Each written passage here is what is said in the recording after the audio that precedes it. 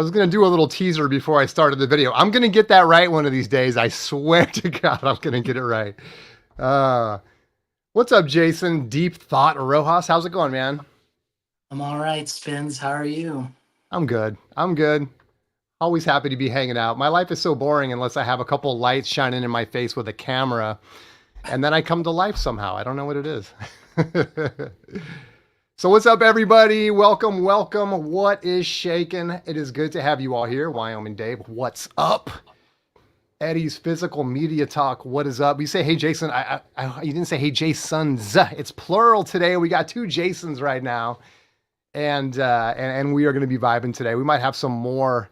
In fact, oh God, let me play some intro music for my guy. Here he comes.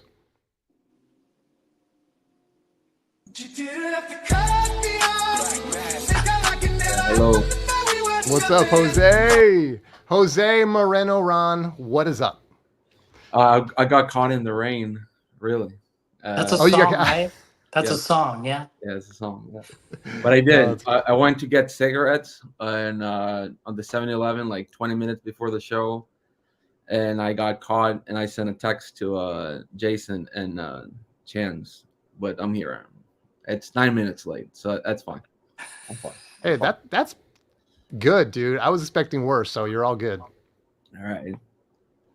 So today, fine people of the vinyl community, we have a couple nice topics for you. We're going to hang out for a couple of hours. By the way, I'm Jason, if you don't know. Where is this guy? Why isn't Chance here? Chance needed someone to fill in for him today, and I have been doing the B-side over the last few weeks, but today I'm filling in, and so you got me, Jason from Spins Vinyl, but you also got Jason Rojas, and now we got Jose Marino. So all is not lost. Today we're going to get into a little bit of, I started thinking a little bit about vinyl or music royalty. And it's interesting that I thought we could talk about that, show off some records from some of the music royalty out there. And some of these bands go back super far. And it's sort of like, is there a dethroning process? I know sometimes you talk about it like, is this person better than this person now? Is it time to dethrone them and like hand the crown over? I don't know. I don't know if there is a process to do that. So we're going to get into that. And then we will get into some fun on the freestyle at hour 2. So stick around for that. All right. I can move that over to the side now. So, Jose, Jason and I were just talking a little bit about it. What are your thoughts? I mean, were you able to put any records together? First of all, are we going to do a little round robin and show off kind of who we think the music royalty is and talk a little bit about whether we think there is a dethroning process or not? I'm gonna go third in this. All right, you'll go third. Okay. Yes, I'm gonna. I can go first. All right. I'll go first. Let me kick it off. I always like going first because it's like takes the pressure off. All right. Yes. Let me say hey to some people out here. Eddie, what's up? Wyoming, what's up? Dave, of course.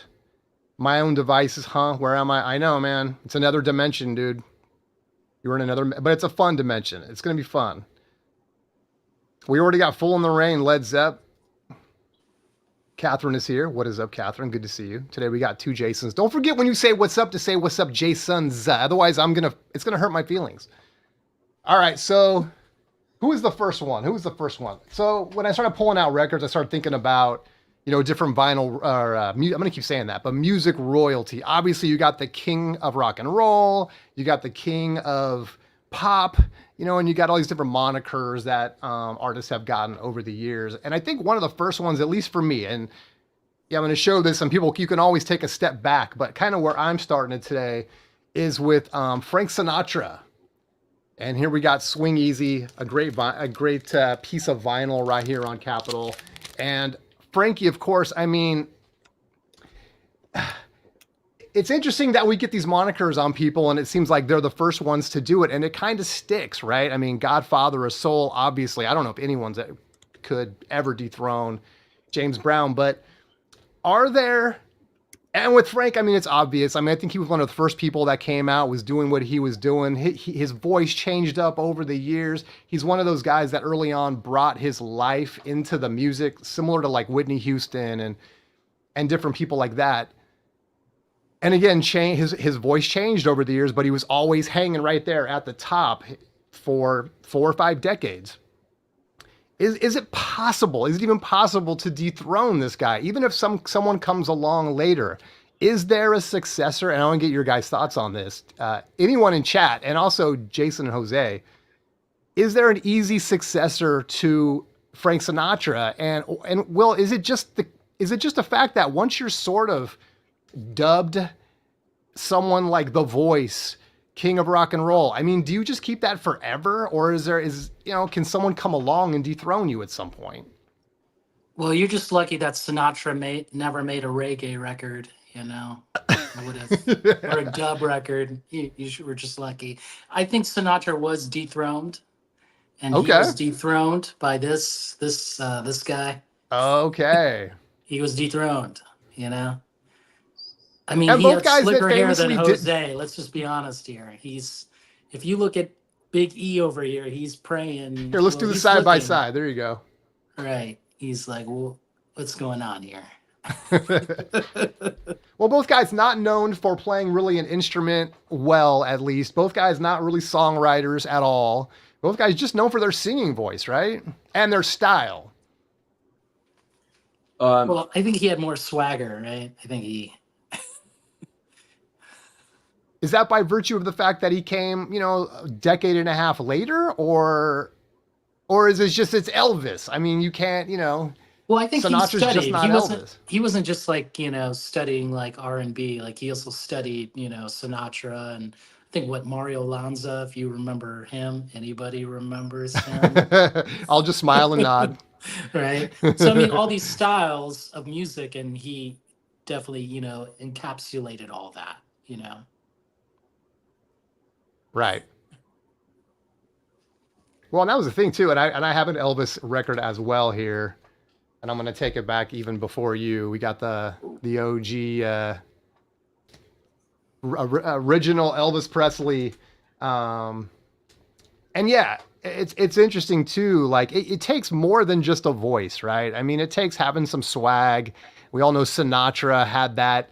We never would have known it when you first heard him on his first, with the first few years he came out, but the accent and the swag and the hard assness that he had, that kind of came through his music, especially later.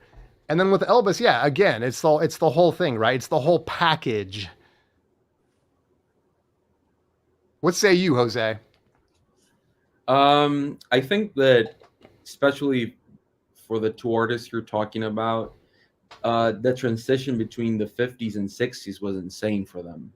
So I think the throning thing is it was really marked, especially by them. I think if you're talking about like pop music, like not this type of pop music, but like Michael Jackson and all that, that was a little more dethroning. I think that Elvis and Sinatra sort of like got thrown under the bus, and they had to do a lot of greatest hits for the rest of their lives after the 50s, because the 60s were really brutal for them.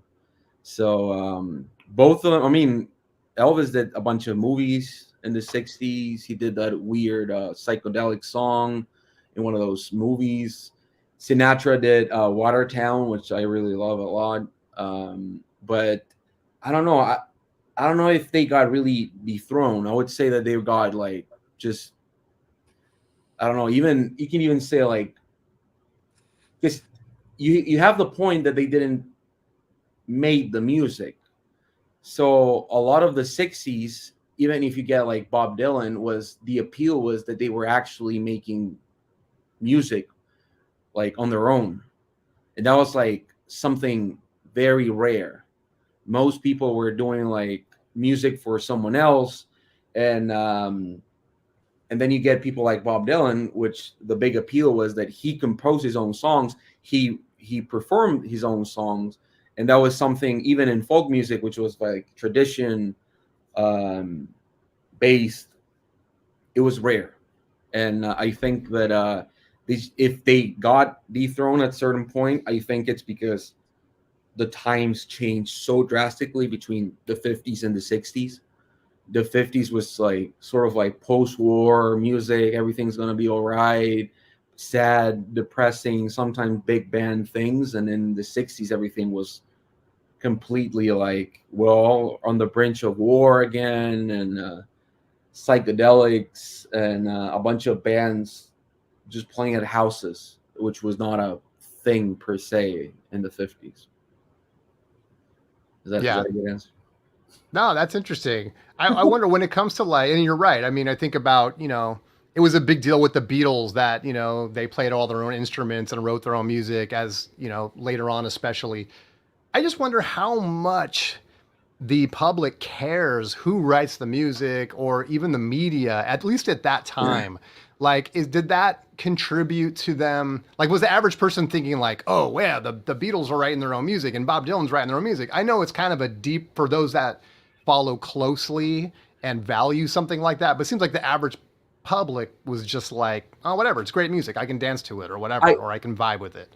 I think so, because especially like Dylan and the Beatles, if you're going to take those two examples, very early on, one of the appeals from other musicians was to cover them. So, for example, there was a lot of it was very common for labels to take like a song from an existing artist in someone's label and the roster and then re-record it.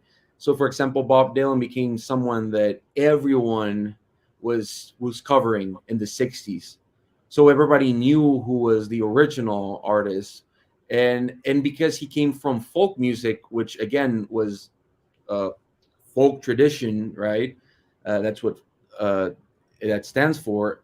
It was a huge deal for people that he was actually writing and composing these songs, because the lyrics at that time, especially, they were representing things about race and war. He fucking played Martin Luther King before he said the "I Have a Dream" speech. So I do think at that point people were really concerned about the lyrics, authenticity of it, singing about their own It was times. more personal, I think, right? It seems like it was more personal as opposed to like, it's not, this isn't just a song written for every man or every woman. It's like, this is a person's experience now. And also because if you see like Sinatra, love and all these things, it was not really like politics. It was never about like something that had happened. And then he takes artists like Bob Dylan were writing about their own time. Even like Neil Young was doing it. I think it was very important for people to do that. And the Beatles, they started doing a lot of covers, but the songs that really started growing were their own songs that people started then covering. And I think that people really took to heart the fact that these four kids were doing way better music than most writers and composers were doing for like the past generation or the 50s. And again, people wanted to be on the brink of what was happening instead of just these like phony, well, not phony, but like fake representations of a time where it's just like singing about love, singing about whatever. People were getting more sophisticated. It was getting, all that stuff was getting old. At least that's for the 50s. I think once you get into like late 70s and early 80s, it sort of didn't matter that much about the lyrics. But at least for those two artists, I think that's a big thing, because like you could say that about like Michael Jackson, all that. I think pop music in that sense, no one really cares about who wrote the lyrics, and it's more about the music at some point. Even in disco era, I think a lot of people wanted to know who the producers were and blah blah blah. So you started getting very much, it was not just a jazz thing, it was more like pop music now. Who is the producer, who wrote this? Because it did happen in the 50s and 60s, right? You get a lot of people, but I still think that it was harder for lyricists to continue on in the 60s than in the 70s and 80s, because it was more about the music and not as much as about the lyrics, I'm curious to know what you think about that, Jason. I mean, is there more of a tendency to kind of get in the weeds these days with the whole sophistication and more information being out there? Like, are we, oh gosh, already. Oh, I know. Wait a minute.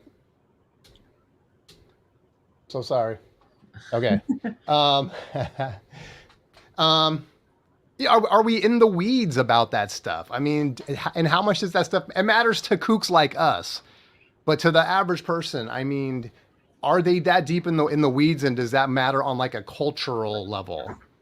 I think for the younger generation, yes. There's a lot Okay. of people like who produced these newer songs, whether by the new artists like Swift, Charlie XCX, Dua Lipa. Like again, people still care. It's just maybe the older people don't care. And a lot of the songs are written by committee nowadays, or written by the producer and the artist and four other dudes we don't know. Like, Right, but I right, mean, right. right? Not everyone knows that, but I mean, if you look, I think it's more easily available if you're streaming music. You can actually look at the credits and the lyrics and just get deep into the music. I mean, it all. I wouldn't say like I disagree with Jose. Like some people think Taylor Swift lyrics mean a lot to them. No, I'm but not. I haven't talked about 2000s and later after that. I'm talking specifically Yeah. 60s, and again, because I think it really didn't matter after, like in the 80s and 70s, it really didn't matter.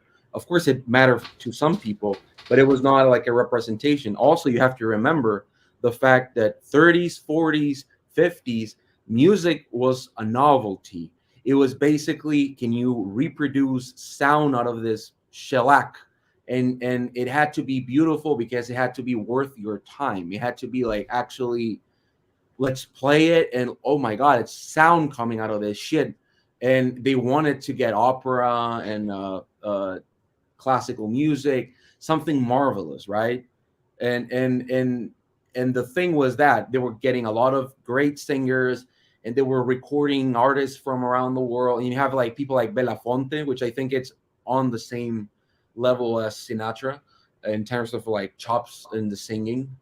um but I do think it was more like that. It was more like an experience, and you get to sing and dance and all of this, and there were not as much emotions conveyed, rather just like sadness or like very much like happy stuff. There was nothing in between. There was no anger music in the 50s, you know what I mean? There was nothing of that. And then in the 60s, where they started like representing the this sort of like idea of like music can represent more things.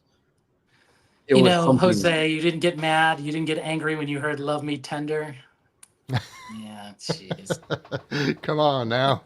I brought some records. These are my Okay, let's get into the. I kind of let's keep going chronologically. I do want to get your take on some stuff. Let's get to that. And plus, I want to make sure we're getting people involved. So let's see. I like what Richard said. I think time and success are key factors. I'd hardly call any artist of the last 30 years to be king or queen. We'll let Jose decide on that when we get to it. Sinatra. Jason also likes a lot of music from now. So Okay. Yeah, and I do too. But I just figure you're kind of the younger generation, Jose. So no, I think like Taylor Swift have broken like pretty much every single record that the Beatles had at this point. So like if you want to live in that cave where you see the shadow and you think that's the reality, that's great. But the actual truth is that people like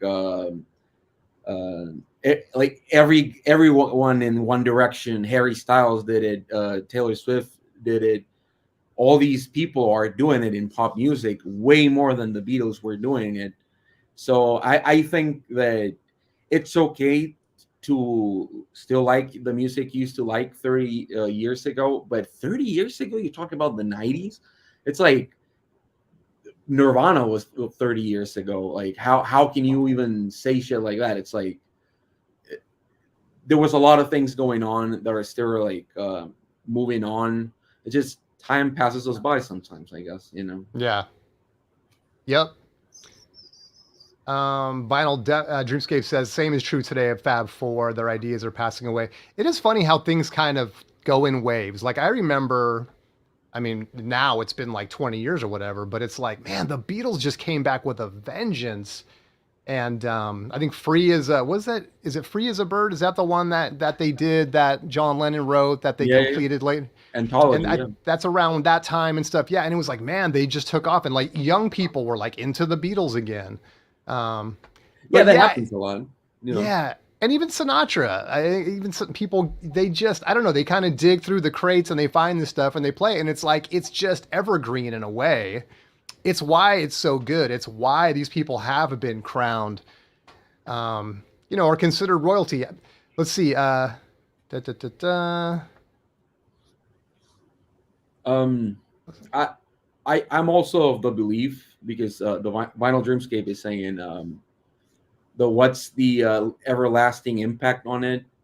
I think that for pop music, it really is like an escape for a lot of people, just to enjoy music. Not everyone loves music the way I guess most of us here likes it. It's like, for as much as I want to, Velvet Underground is probably never going to be as popular as Taylor Swift ever again, right? But that really doesn't matter. I'm a huge I don't like Michael Jackson at all, absolutely not. But there are a lot of people that are influenced by him, and that's incredibly acceptable, right? And I think that those barriers, like, is it ever lasting? I'm Well, it's I'm like not the a thing Swiftie too. The at thing all. about music. Yeah. Yeah, but here's the thing though too. What I think is that with music, like, it's a generational thing, right? It's almost always meant to appeal to young people, right? It's your peers. New groups come along, they play the music of the era, the thing that those young people identify with. Older people, as we get older, we're not necessarily part of that generation anymore, right? It becomes the whole "get off my lawn" thing or whatnot. It will be interesting to see, like, in 30 years, 40 years, 50 years, will Taylor Swift's music rise up, and will it be thought of nostalgically because it represents the early 2000s, early decades of the 2000s or whatever, right? And so, in a way, I always hesitate to kind of judge new music too harshly, because I'm sort of like, in a way, it's not for me. You know what I mean? I'm not the audience for that stuff. Also, I would like to say that that type of impact, if you go to Discogs right now, and you go to their main page, and you see like what's hot right now, you see Taylor Swift, Chappell Roan, Frank Ocean, Sabrina Carpenter. If none of these names sound familiar to you, well, they are the hottest artists right now in pop music, and they're not specifically going to be for you. They're not for me, but that impact is the fact that these type of artists are right now as popular as ever. For example, The Doors. If you don't like The Doors, great, but Elektra had so much money from The Doors that they put out MC5, The Stooges. So you never know how the money goes into something else, and the cultural impact could just be that. This could be like them leaving now to another artist that has like a start in something like that, and it's not necessarily gonna be for you. But popular music, it's not for one; it's for everyone. That's why it's called popular music. I don't know. So Jason, okay, so you said you think Elvis Presley dethroned Sinatra. Yes. Has anyone dethroned Elvis? I mean, we're still going back. Okay, let's keep it rolling. These four, These guys, these four insects. The Fab Four. Right. They dethroned Elvis. They hate. It was. I don't know. They were just part of the '60s. Something new. So they, in my opinion, they dethroned old Biggie over here. I assume that's an OG mono, right? You wouldn't be holding it up if it wasn't. This is my stereo copy. The okay. Just being cool here, Just God. Cool, okay, there we go. Not bringing any guns to the show now, Jason. Yeah, that's kind of weak, Jason. Come on now. What's that shit copy you have there, Jason? Stereo. Stereo. Come on now. Come on. 2 years? Fuck that. Right. I bet you the Beatles weren't even in the studio when they mixed that. Right. At least Elvis Elvis was probably a better drummer than Ringo on the record. Oh, shots fired. Jose, that's the first shot. No. All right. I have a good story about Elvis when the Beatles met him. They went to his house and they got together and sat around, and after a while that he was like trying to get them to jam, and Paul McCartney was like, "Well, I'm a lefty. I can't play with the like normal bass." He was like, "Hey, do you want to see something cool?" And he showed them for the first time a remote control. That's the whole story. They have never seen a remote control in their lives, and Elvis had one, and they thought it was incredible. So that's the whole story. Hey, man, that was Elvis, dude. I'm sure he was on the forefront of everything technological. He had the money for it, so. Well, yeah, well, he did die in the toilet, so you know. Yeah, come on now. I think Elvis would have been happy with his Apple Watch, right? Yeah, he'll be walking around with the headset. Right. Yeah, Oculus, right? He would have been like chugging down like quarter pounders, like crazy. He would have loved it. All right, let's move to the next. Are we ready? So you brought in. Okay, so the last thing you showed was 60s. You got anything for 70s, Jason or Jose? I don't think I have anything.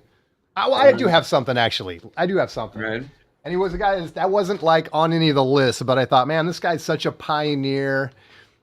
And I know, Jose, you know what I'm talking about, but Frank Zappa, right? I mean, if he just played the guitar, he would always be in the conversation for top guitar players. If he was just a composer, he would be in the conversation for best composers of the 20th century. He was just a band leader. If all these things that he did, he doesn't have a moniker. So I'm going to give him one right now. I'm stealing it from Tim Lincecum, the ex-San Francisco Giants pitcher. They called him the Freak. We all know Frank Zappa came out with Freak Out, his debut album. So I'm calling Zappa the Freak today. That's his moniker. He's not the king, not the prince. He's the Freak. But live long, Zappa. I don't know. How are you ever going to dethrone Frank? I don't think you can do it, man, because there's just not enough hours in the day. Who is that obsessed and committed as he was? Well, it depends on what are you comparing it to, because if it's about releases, I'm pretty sure King Gizzard is going to dethrone them in that sense. Like, they've been together for less than 15 years and they have 35 records. So I'm not using that as I wasn't measuring the volume of work. No. Although it's different type of music. I don't know how many artists I can name that have like the Zappa thing, like Captain Beefheart. But I don't know. Maybe Black Midi nowadays could be it. Like who? Something weird. Black Midi. You know Black Midi? You know Black Midi, Jason? Yeah. All right. English band that sound like if a marching band had a kid with the Talking Heads and they all had an orgy with a toy. That's how it sounds. Like, and so you're comparing that to Frank Zappa, Jose? No, really? I'm saying like the sound, like getting something weird out of and lyrically and stuff like that. Yeah, but, I got you. I just think Frank is so much more than that. I think it'd be easy. And I know you're not a casual Frank listener, right? It's like, no. Of course. Yeah, for someone just coming into Frank, and it's Don't Eat the Yellow Snow, and it's like, stuff like that. But it's like, if you listen to his catalog, it's like, it's so much more, right? I mean, he's just guitar, as I said, but also there's just so much more to it than that. So if you really get into it. But anyway, I respect your opinion on that. I just don't know, man. You're gonna have to share the catalog with me so I can decide for myself. Well, the thing with, like, for example, King Gizzard is the fact that, like, I don't think you can compare Frank Zappa to any artist, even in the 80s, 90s, 2000s, because he had such a specific body of work. You really can't, like, for example, Sinatra, there were more crooner type stuff happening in the 70s and 80s. Here in Latin America, that was like beyond crazy in the 80s. Like, only people that could sing and not like play anything, like Luis Miguel, stuff like that.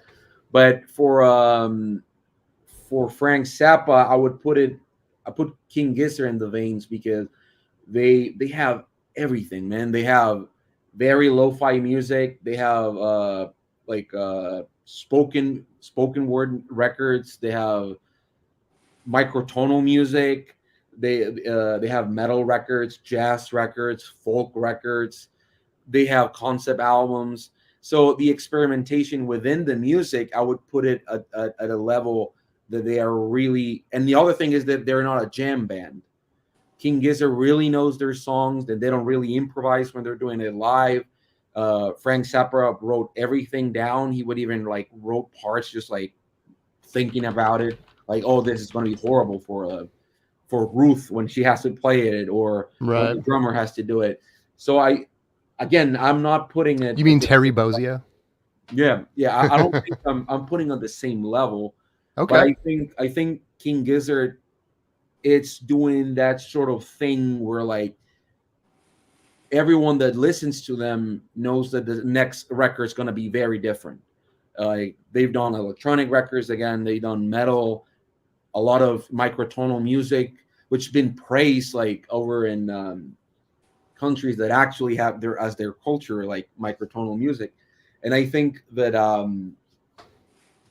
they're really good at what they are doing. I don't think they would ever even compare themselves to Frank Zappa, but the notion of recording a lot of music, self-releasing, having their own label, and all of that, it's very present in King Gizzard. So that'll be my take, you know. Okay. I'm gonna go dig into that catalog as soon as we hang up. I think people here in the VC, they have a wrong idea about King Gizzard, because like they see that they release like all these records all the time, blah blah blah, but they're a very innovative band. Like Frank Zappa used to go to like Congress and talk about the importance of not putting down lyrics and censoring and all of that. And I think that King Gizzard, they have a bootleg website where you can download and you can press their own records, release it on vinyl, press it on cassette, and do whatever you want, you know. No, I've never heard. I've heard like 2 XTC records and they're trash for me. Sorry. But Jeff, once we get to the 90s, he's going to go on for about a half an hour about Foo Fighters. So I think Jose's just hyping up King Gizzard. He forgot about. No, I'm not. I'm not. Are you going to do a reissue of King Gizzard? And then Ween. I've released 2 King Gizzard records. You know? That's. See, I knew it. I knew that was it. Yeah, I've done regional releases of King Gizzard when they did a tour here twice, and I have a signed poster over there. But oh, come on, dude! I can't even. You just wasted 10 minutes of my time. No. You. But no. But for real, I think their approach to like music genres is that they know that they don't fully commit to a certain genre, but they still look for that idea of blending those type of music with their own. So I think, I don't know. I think that's what I like them a lot, is because they keep experimenting, and Zappa was doing that every single year for multiple releases a year.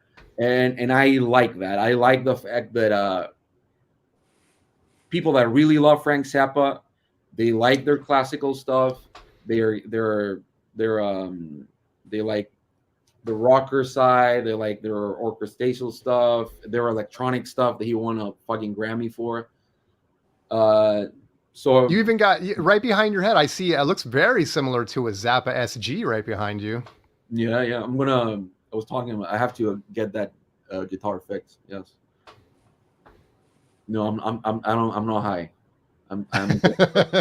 I wasn't gonna throw that one up. I'm like, I'm just a highly functional autistic kid, so please. All right, Deep Thought. You got any Dethroned? Is Zappa still on the throne? Of course he is. Are you gonna break my heart too? No, I don't have any Ween records to show you. Come on, dude. That's what I would like. He was dethroned by Ween. Get some of my Ween records. Ween was like, they were jumping through a lot more styles, of course, just like King Gizzard. But people have forgotten about them, because they 1200 Greats, right? Yep. Ween, Devil and Satan, God and Satan. I think that's true. I think bands like Queen and bands like King Gizzard really took to heart. And you can even say the same thing about Beck. Beck released 3 fucking great records on one year. Was it 97, 98 when he released Mellow Gold, Stereopathic Soul Manure, and he did that K Records. What is it? One Foot in the Grave. That was 1994. So those 3 records are incredibly different. Even Johnny Cash covered Rowboat from Stereopathic Soul Manure for that American Records. So I think that the idea that there are a lot of artists out there trying to do more than one genre, I love that. Oh yeah. So I think that's the Sinatra what do you call it? Legacy, is that an artist can break themselves from the mold every single time. And I'm glad that there's a lot of people that want their artists to do that. That's one of the reasons I really hate metal, but we don't have to get into that right now. Oh my gosh. Jeff Myers, every XTC album is different too, and I like. That's Mayor of Simpleton, right? Aren't they? That's XTC that did that track, right?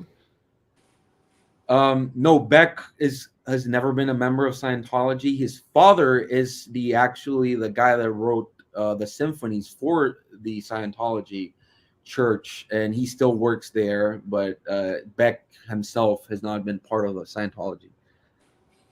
I know because I know my my shit. You know your Scientologists. Well, I know like music related Scientology stuff. I've never seen him there, so no, I don't think so. Yeah. Chick Corea, Scientologist. Who else? Incredible String Band for a little while.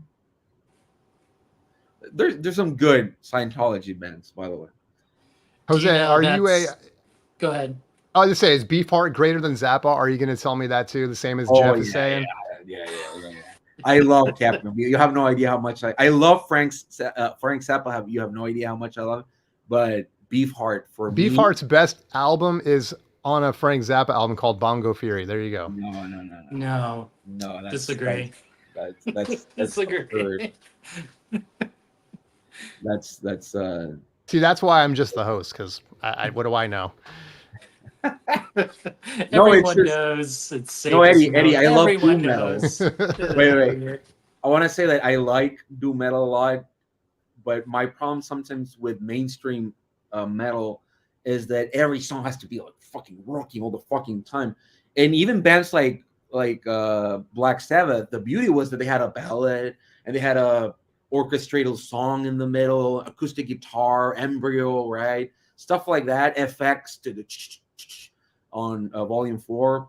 I think those type of things are really good, really incredible.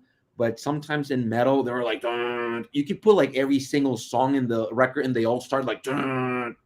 And it's like, oh, fuck this shit. I don't want to listen to this. So that's my critique of metal. But I'm a huge stoner doom metal listening to. Having said that, yeah. Yes. Give me some screamo any day of the week, baby.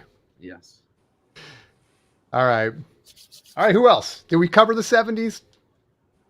Is there, or did we cover? I was gonna jump. I'm excited for my next one, so that's why I keep kind of pushing us. But we're getting low on time anyway. So, King of Pop, has he been dethroned? Is it even possible? Yes, since this is a vinyl channel, this is the one that does not give producing credits to MJ. It is the original first pressing. I would say he's been dethroned. Good God. By who? He was dethroned by this person who's smoking a bowl on her album cover. Okay? She's got the gangster. She's like, I hope this weed ain't dank. Okay? You're going to put her before Justin Timberlake even. Yeah, you're not even going to give him any. Yeah. Okay. To success. I don't know. I mean, I think Sean Vinyl Dreamscape said it best. Like, yeah, like album sales, that's why in social media. But yeah, I mean, I wouldn't say that she was great, but I'm pretty sure she's dethroned like a lot of artists, By virtue of record sales, popularity with young people. Yes. But I mean, that I'm not agreeing with that, like on a numbers level, sure, you know. Like I don't know. This was like the only record I could not sell in Den Bosch. Nobody wanted this. Like no, Yes. everyone was like, they look at it and it was like a plague, and I'd be like, it's signed, bitches, and then they'd be like, no, Oh, and it's signed. no, you know, like. Does she Like, sign no. a lot? A couple of these, yeah, I think. Okay. But this I mean, was is she like one of those where it's it easy to get her signature, or is it? No, I don't know. I mean, I guess I could sell this Okay. on Facebook Marketplace for a couple hundred, right, Jose? Yeah. No, I've seen that. I've seen that a lot. Like even her most like mass-produced records. I think the record store day release was like 10,000 copies, and that shit's still $300 at least. You know, what is it? I don't know, in the lakes. I'm with Jason in that. Like, I'm not a huge Michael Jackson fan. I think that Prince is more significant than Michael Jackson, in my opinion. But I think Bruno Mars, even at his peak, was even more interesting in some points. This guy? Yes, that guy. Jehovah Witness. But yeah, MJ too. Yeah. Oh yeah. Oh, all right. But I think that there's he got disfellowshipped for Thriller. MJ did. So he did Thriller, and it was like they kicked him out. Well, my aunt went to what is it? What is it? What do you call that when you're a Jehovah Witness temple or something like? Yeah, I forget what it's called. Yeah. I don't know. But they used to go to the same church. By the way, we respect all religions on this channel, so especially Scientology. Especially. All right, let's not get into that because you don't want to know lawyers. Keep it rolling. we don't want no lawyers around here. But yeah, I mean, I think in terms of things that Michael Jackson did, I think lower budget Taylor Swift is doing a little better, I guess. In what regard? Say that again. There's a lot of like what do you call that, Jason? Like achievements in pop music. Well, I mean, there's different ways to measure that, right? I mean, yes, you could say like record sales. Yeah. You could even say, like a lot of people were saying, band X is innovative, or band X does a lot of different genres. That's not enough though, right? I mean, yeah, a lot of bands can be innovative and do something different. A lot of bands can do a lot of different things and still not be good. I'm not suggesting that the bands that were suggested are not good. I'm just saying that I just think there's more to it. And I guess I'm defending Zappa a little bit on that one. I think it's not just that he did music that was used jazz instrumentation, or that he was influenced by some of the classical writers and different, like, it's so much more than that, which is why I give him so much credit. I mean, being a part of his time, speaking to the times, I'll say that my era of Zappa being a huge fan is like 1969 to like 1979, maybe. That decade for me is musically so freaking good and diverse. Some of the greatest guitar ever recorded on a record. Anyway, let's move past Zappa. But my point just being that, like, it's not. I don't just buy, well, they were a diverse band, or they did a lot of different kinds of stuff. Like, it's like, okay. Yeah, but you have to also like look at it in retrospective. I was not there when Michael Jackson released Thriller or whatever. Yeah, exactly. Right. It was probably just pop music. It was not meant to be like a cultural thing that would be greater than just the record and the movie and you know what I mean? Now you think of that because you see all this 80s nostalgia that's plagued like everything. So I think that's why you probably see it as having more lasting impact, because you see it like everywhere inside pop culture itself. But most of these artists, like, I think Taylor Swift, her popularity has just been really this like from the 2020s. Even if she was popular already before, I think this is the era where she's gonna be like, so I wouldn't even judge her till like next like 2030, you know what I mean?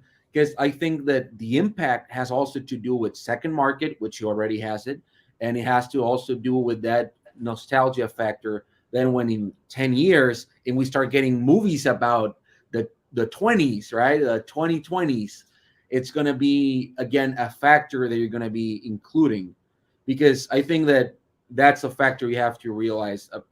And I think most people that like bands like King Gizzard or even like Black Midi and all that, there's an impact there that although it was not mainstream in effect, they can be like a musician's music, and that's sort of like greater than sometimes the most popular, and not to put like Michael Jackson's music down, but I think a lot of it was. I mean, I'll kick you off the show right now, Jose. So I mean, I think most of it, it's just. I already saw Jason's comment in chat.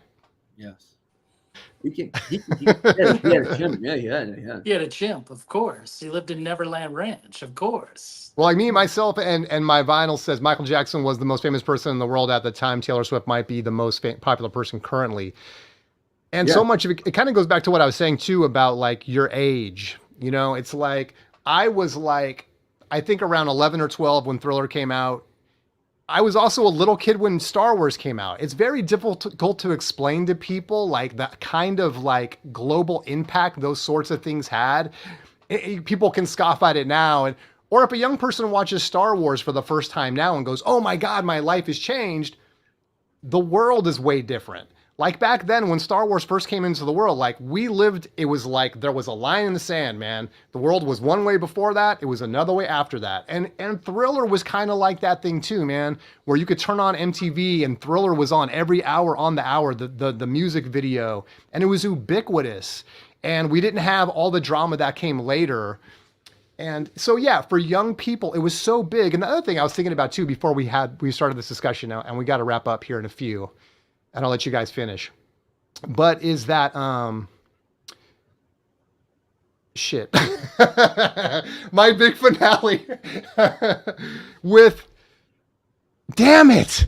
I literally forgot what I was gonna say. Can you think about it, and I can answer? Yeah, go for it. Go for it, Jose.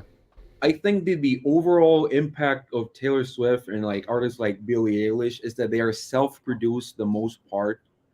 And that impact, it's big because, for example, when I fucking hate Billie Eilish music, but the sole fact that her music was self-recorded in her fucking bedroom, it's a huge thing. It's like something that's happening since the 70s, happened in the 80s, Guided by Voices, which I love with all my heart, kept in the 90s, still 2000s became like basically something very natural. But nowadays, people are really trying to record their own music and self-release it. And the fact that she's like, you know what, I don't own my mastering rights anymore, I'm going to re-record this.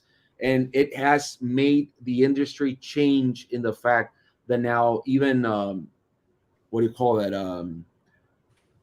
legalities have changed inside record labels just to make things like that not to happen again.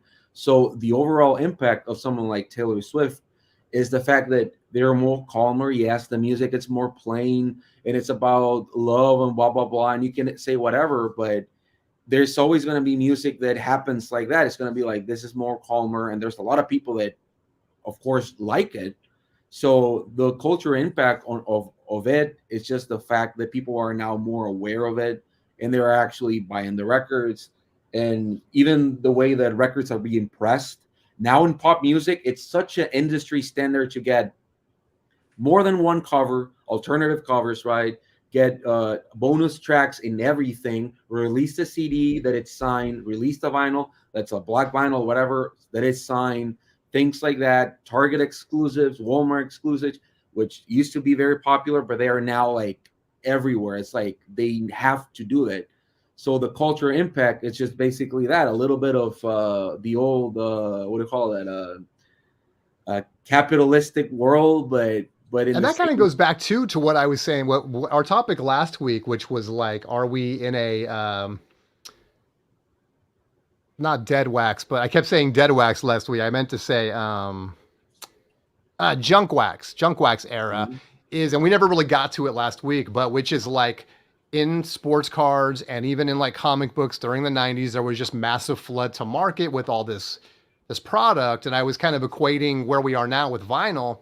We never really got to like the other side of that, which is I think for things like comic books and sports cards, was limited editions, limited and numbered cards and comics, and then alternate covers and all the stuff you're talking about now with like different colored vinyl, and people have to collect them all and all of this stuff.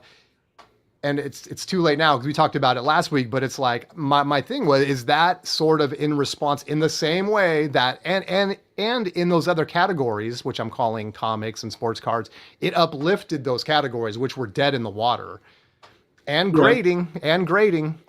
And are we going that way with vinyl? We can talk about it another time, but exactly what you're saying, Jose, which is does that drive interest for new generations? Sure it does, yeah. Yeah. You can ask any record store that you buy your obscure music from, what gets them out of bed and actually gets them to eat. It's that pop music that you probably don't like. And that's I worked at a record store, and I know for a fact that everybody loved the fact that people were buying. Harry Styles released a record. People were having their posters up. That's something that really didn't happen in the 2000s, or even the 2010s. I don't think it really happened. And just in the late part, I think people were really going back to idolizing pop artists, because for a long time I would say people were not doing that. So the fact that little girls were going crazy over Harry Styles and Taylor Swift and all that, that's the pop sensation that happened with the Beatles, right? And Captain Beefheart. No. Yep. Well, I remember what I wanted to say. I'm so sorry to cut you off, but then you reminded me. The world being as different as it was back then, we can answer this question and then move on, but there were way less options back then in general, right? We're talking when MJ did Thriller, no internet, no cell phones, all these other distractions and areas for people to go, young people. There's all these, the world is jam-packed with options. It seems like music held a lot more weight back then because there wasn't as much stuff. Think about music, like you were saying it yourself, Jose, before television and stuff. And so anyway, I was kind of wondering, is now a little bit different, but the way you're talking, the way with Taylor Swift and this stuff, it does still seem like music carries a lot of weight, which is great. It's great. It's a great way to end this topic, I think. It doesn't have to be for you, but the fact that I'm very sure that if Taylor Swift wasn't as popular as she is right now, vinyl would probably not be as relevant, and you wouldn't see people thinking that this can make me money. And that's a fact. I think that if artists like that, like huge artists, were releasing music on the format, you wouldn't at all probably be still it'll be harder to get artists. It'll be harder to release music because everything's getting reissued right now. And why is it? Because the popularity of vinyl it's up. So artists like that, they renew the interest of physical formats. So I don't like her music again at all. We just want to clarify. No, but it's fine. Because somebody said up upstairs, people are getting bullied by getting artists like that. But it doesn't matter. Look, in the VC again, it's not for me, right? No, it's literally not even for me. But I think that a lot of people have to understand that if you see people in the VC that don't like the music you like, that's perfectly fine. And the fact that people are scared of showing a record or whatever, that's bullshit. Don't gatekeep music from everybody else. Like what you like, but let people say that the Foo Fighters suck ass, but it doesn't really matter. No, that's not okay. That's not okay, Jose. She's hitting the ball. She's gonna get high. Look at this. Look, Yes. All right. Don't do dank weed. First, and Jose too, I just want to respond to you and Music in the House who think that We got people that just care about money in an artistic industry such as music, like Elvis, Madonna, Aretha Franklin being capitalists and whatever you were saying. I mean, everyone knows that music is about the music. It's not about capitalism. It's not about trying to make money from products. Anyway, and for those that can't see me because they're on the podcast, I have a big Kiss poster behind me, and we all know the story of Kiss. So anyway. Kiss caskets, right? It looks good on camera, though. Yeah. All right. Anything else? Jason, I feel like I didn't give you a chance, man. Close out the show, baby. Let's go. Let's finish strong. I'm holding Taylor Swift Signed Midnights. The cover has her smoking some crack. Okay, that's for Jeff Myers. Still on the shrink. Yes. Shrink up, baby. Shrink up with that nice hype sticker saying this record is signed. Yeah. Can we see the signature one more time? Yes. I would grade that signature a 10 out of 10. This is the record that I could not sell at What the fuck is that signature? Is that supposed to say Taylor? What's supposed to say? If you hold it upside down. Is it? Really? Wong Tong?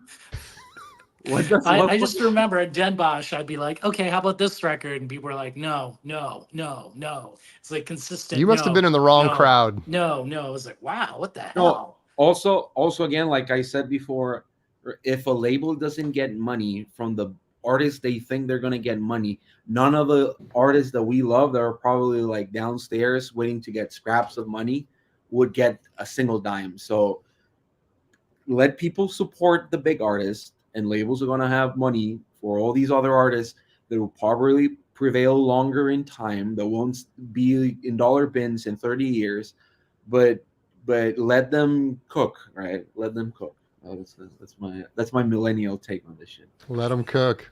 I love it. Great way to end the podcast. I look Jose sending a message to the vinyl community.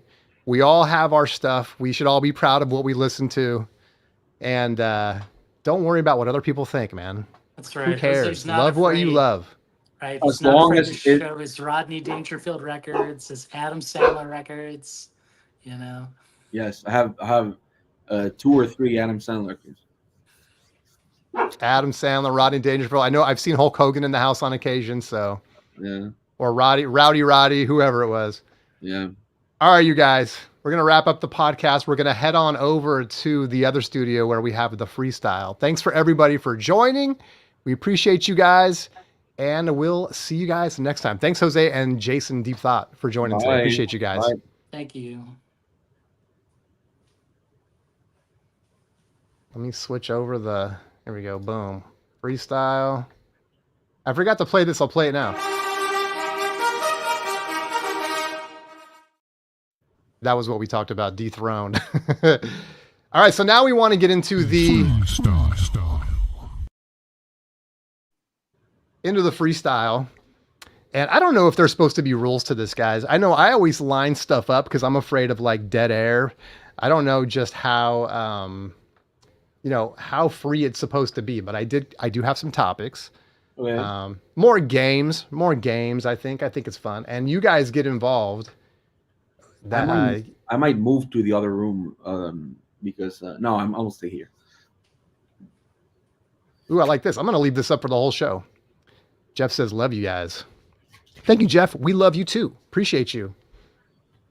And you know what? I love when you go to Waterloo and you get like free CDs. You know what I mean, Jason? When you get free CDs at Waterloo Records in Austin, Texas, you get gems like this. Oh, no. Now we're freestyling. You get gems like this, right? For free. And when you flip it. Oh man. Oh right. I'm not even gonna blow up your. I was gonna hit the solo button for you, but it's not happening. It's not happening. You didn't get to show off. Okay, you're gonna go into the other room, Jose, so you can show off some records. No, I'll bring some. Okay. I have some here, but it's not the music anybody wants to hear. Oh no, that record. I like that record a lot. You know what that record is? It's like old man Roger Waters just yelling so much, Is it my beat up copy of James Taylor here? It could happen, Breakfast King. It could happen. We'll keep... Underrated records. Oh no. Don Juan's You think records. that's underrated? Oh man. You know, that cover, I didn't know. It's very suspect now, you know. I didn't know that she was dressed as the pimp. I had no idea. Yeah, that's what it's supposed to be. What do you thought it was? I guess I never looked into it, you know. Paprika Plains. That's a good song. Got a trash coffee at Taken Tiger Mountain for $10 the other day. That's fine. That's good. That's a score. I mean, oh wait, look who's in the house. Hold on, let me give him his walk up music. No, that's not the real concert buddy. Oh no? No. Or you see? He's about to see Limp Bizkit. Oh, I don't know. I thought it was legit. Is it legit? No, maybe. It's legit. It's concert buddy. That's legit. That's you, right? Concert buddy. So no one went to all the trouble to fake that. All right. I mean, you got the logo and everything. I mean, all right. Peace, brother. Enjoy. Limp Bizkit, man. How are they getting on? He's doing it all for the nookie tonight, guys. That's why he can't be here today. Concert buddy, waiting for that Limp Bizkit audio file reissue by Kraft Recording soon. Right? And did you check to see if he wanted to sign Taylor Swift? Concert buddy might. He had that actually. I thought he had one. Oh, okay. Yeah, he probably has it. He flipped it, you know. Oh my gosh! No way! How dare they? Has anybody in the house seen Corey Feldman live? I just seen like those recent clips YouTube clips. Yeah. It's a bit too much, you know. It's a little much. I mean, I can't remember who it was now. If it was someone on the channel, but they said that they were going to go see Corey, I think. I don't remember who it was now. I mean, I've never seen Corey. I mean, I've seen James McCartney, Paul McCartney's son. That was not good. Oh, really? Yeah.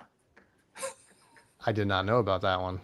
And then I had a few friends that were like, this is not good. And I'm like, well, I mean, you have to think about it. Like, he's just a kid under, you know, one of the greatest melody makers ever, you know, but he doesn't have that experience that his father had, you know, like he doesn't have that music knowledge, you know. He's like, no, Dad, I can do it on my own. No, you can't. And he did. I would give my left leg to see Corey Feldman live. What'd you say? I would give my left leg to see Corey Feldman live. You'd give your left leg for a ticket to see Corey Feldman? Okay. And get one of those 7 inches that go for like a lot of money now. Angelic to the core, baby. Right? I mean, I wish like Corey Haim had not passed away. Like it would have been a reunion of the Coreys. They could have came back strong. Oh, that's true. Now that I might actually see. I used to have a, what is it, chocolate sausage? What the fuck's the name of that Limp Bizkit record? Starfish. Yeah, chocolate starfish, I think. Yeah, I used to have that on vinyl. I got it on accident, I guess. But I traded it for I don't remember what. But all right, I'm ready. Traded it for a steak, right? I'm ready. No, I don't regret it at all. I'm not. I'm not a Limp Bizkit fan. There it is, chocolate starfish and the hot dog flavored water. Oh, come on. Yeah. A+ on the title. I know. All right. It was accident in the sense that he had other records that I wanted, and I grabbed a pile of records, and I was like, I'll give you this for this amount of records. And they said yes. And when I got home and I saw the records, I was like, what the fuck is this shit? And then I was like, oh, it's Limp Bizkit. And I was like, all right. And then it just stayed in my shelf. And then one time a friend came over like, whoa, it's Limp Bizkit.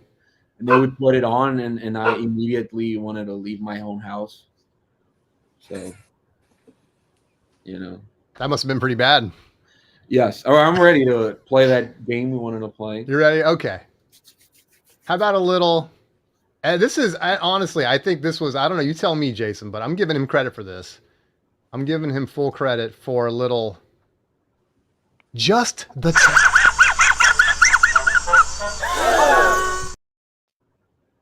Yes, folks, it's time for Just the Tip. Sorry. Where last week Jason was trying to tease and had Jose was fit to be tied, by the way. He was teasing the next release by who was it? Who's coming out with that record? Rhino, and they were reissuing Bad Company, the self-titled record. That's one of Jose's favorites. It is. And then, yes, Relayer, some of the best titles that Rhino Hi-Fi has put out, since the Stone Age. Don't worry about that. Sorry if you guys hear a barking dog. Oh, you got yours too? Yeah. All right, so Just the Tip. So the way that we play this game, ladies and gentlemen, is that we're going to do what we did last week. We're going to show a record. Like if I had this record, for example, I'm going to start with just the tip, although I'm not going to give it away like that. And then we're going to keep going up until you guys guess it. And in this case, it's real simple. Boom. And so and then we give you the full Monty at the end. So we start with just the tip, then we give you the full Monty. I assume Deep Thought has put some deep thought into his selections. I brought mainstream stuff. You got mainstream? Okay. I picked some easy ones. Easier. Let me go get them. Yeah. All right. You want to go first, Jason? Well, I never got to talk about B.B. King, man, the King of Blues, too. And this record right here is the one you want. Well, Live at the Regal. Well. And I know when I was getting into blues, I thought I kind of avoided B.B. King for a while. Well, the Jimi Hendrix killed all those guitar players. So. It's funny. Who was I watching that said that Jimi Hendrix isn't blues, doesn't play blues? And I was kind of like, I don't know how you can say that, man. It's like he took it. Not only does he play it, but he took it to a whole nother stratosphere. He kind of blew it all up. I would consider it more like, I wouldn't call it garage rock, but like psychedelic rock. But rock has always had bluesy stuff into it. Yeah, I mean, it's obviously rooted in blues, right? Yeah. Yeah, I am.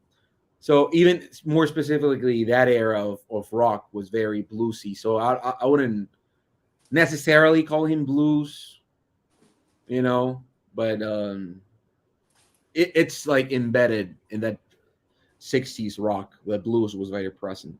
Even Led Zeppelin, right? Of course. Catherine, you snagged those Duran Durans. That's cool. I just saw those. I didn't know they were already available. Congratulations on snagging those. I would love to know how they sound. All right. You want to go first? Sure, I'll go first. All right. I need to give Jason a chance to guess, though. All right. Do it. Show it again. You ready? Please. Okay, here we go. I haven't started it yet. All right, here we go. The first record in Just the Tip. I don't know. I just love saying that. Here we go. Where should I start? I'm going to start from here. Okay, you guys tell me when you guys get it. And I want you playing at home as well, folks. That's Medley by Pink Floyd. Damn. Wow, I mean, Jose. If this was Wheel of Fortune, I would have to say no because it's metal. But okay, you're taking it. There we go. Isn't it Medley? Isn't it? Is it? Is that how it's pronounced? Am I getting it wrong? I thought it was metal. Meddle. I don't know. Isn't it like musical medley? No, isn't it? What do you say it? How do you say it, Jason? Metal. My English. I think it's metal. Yeah. It could You're be. off the hook. Did anybody get that at home? Yes. We have some winners. Yeah, let's wait for the audience first, and then maybe us. Yeah. Let's wait for the audience, man. Yeah. Too soon. I guess I went too easy. Yes. All right. Are you ready, Jason? Go. Here we go, Jay. Jason R. Whoa, he's coming up fast. The Clash. Where are we gonna wait? You didn't Oh, wait. I'm so sorry.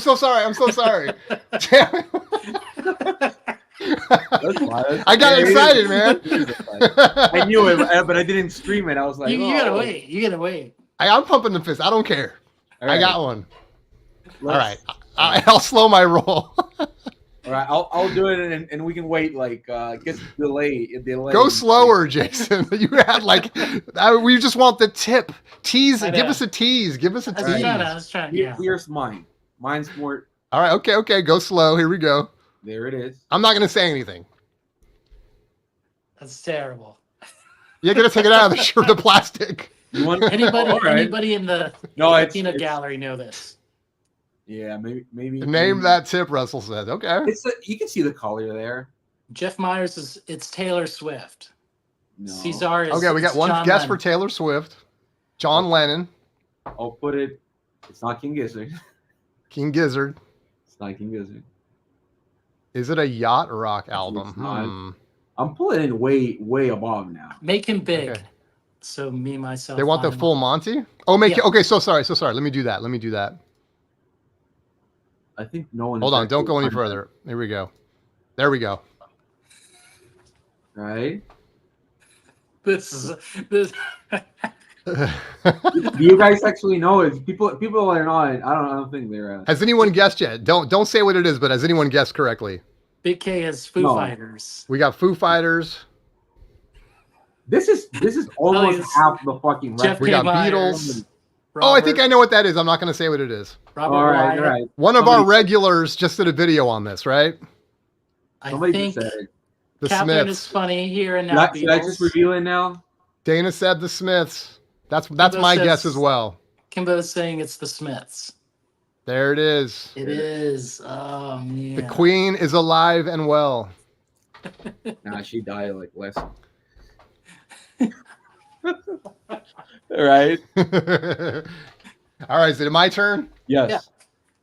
God, I feel like I picked way too easy ones. Okay. I mean, You- that's a very. I'm not. That was popular, so I'm not gonna. I got to figure out what tip I want to start on. Okay, here we go. Let me blow myself up. All right, here we go. All right. I'm going to go super slow. You guys be quiet. Wait till somebody gets it right. All right, Well, all right. we'll read the comments. So you keep going. Okay. You should just stop right there. I'm going to stop right here. Wyoming Dave is. I'm not good at this game. You got this, Wyoming Dave. Jeff Myers I says actually don't know what it is. T Swift. It is not T Swift. Should I give you a little more? Yeah, I don't know what it is. Sure. Me Sorry, myself. The mic's kind of in the way. Here we go. Violers saying it's that might be too dirt. much. That might be too much.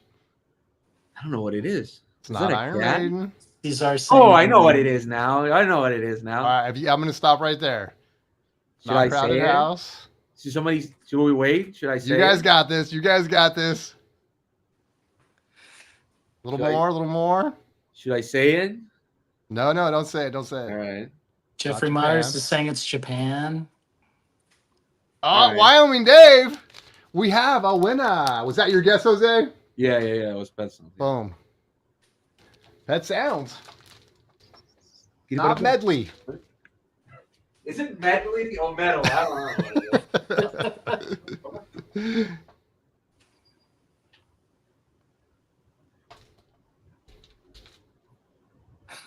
Oh man. Where'd Jose go?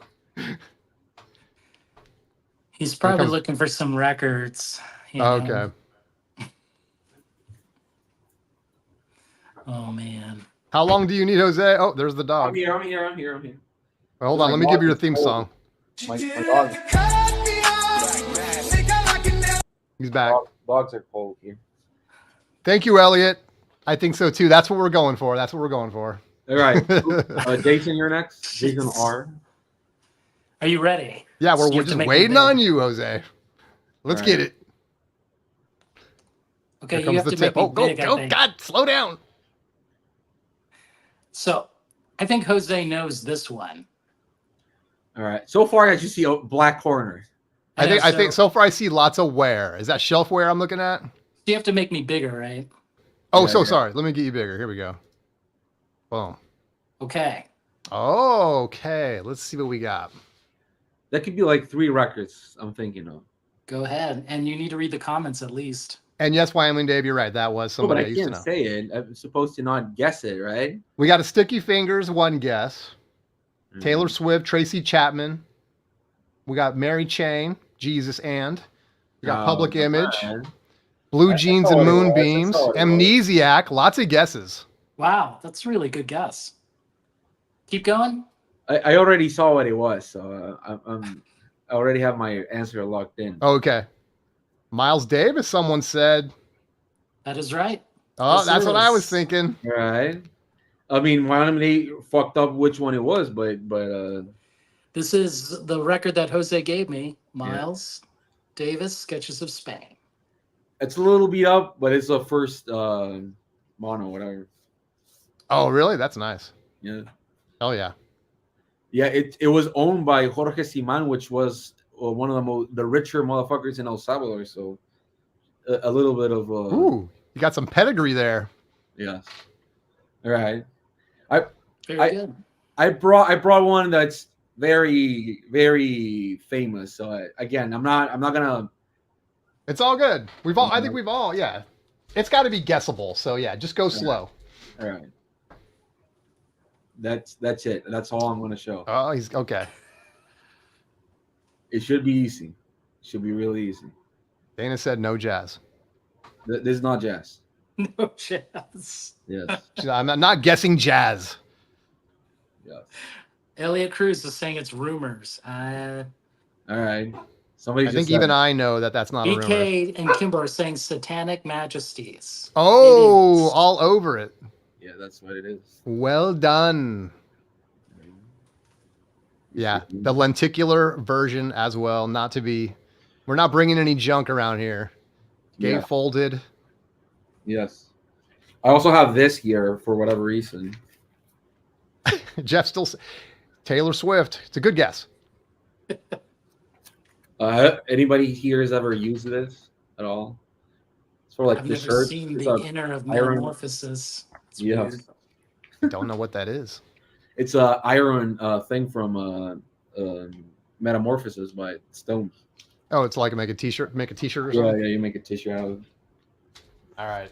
I'm going to do a super easy one. A super easy one. That rumors, Elliot. Rumors is one.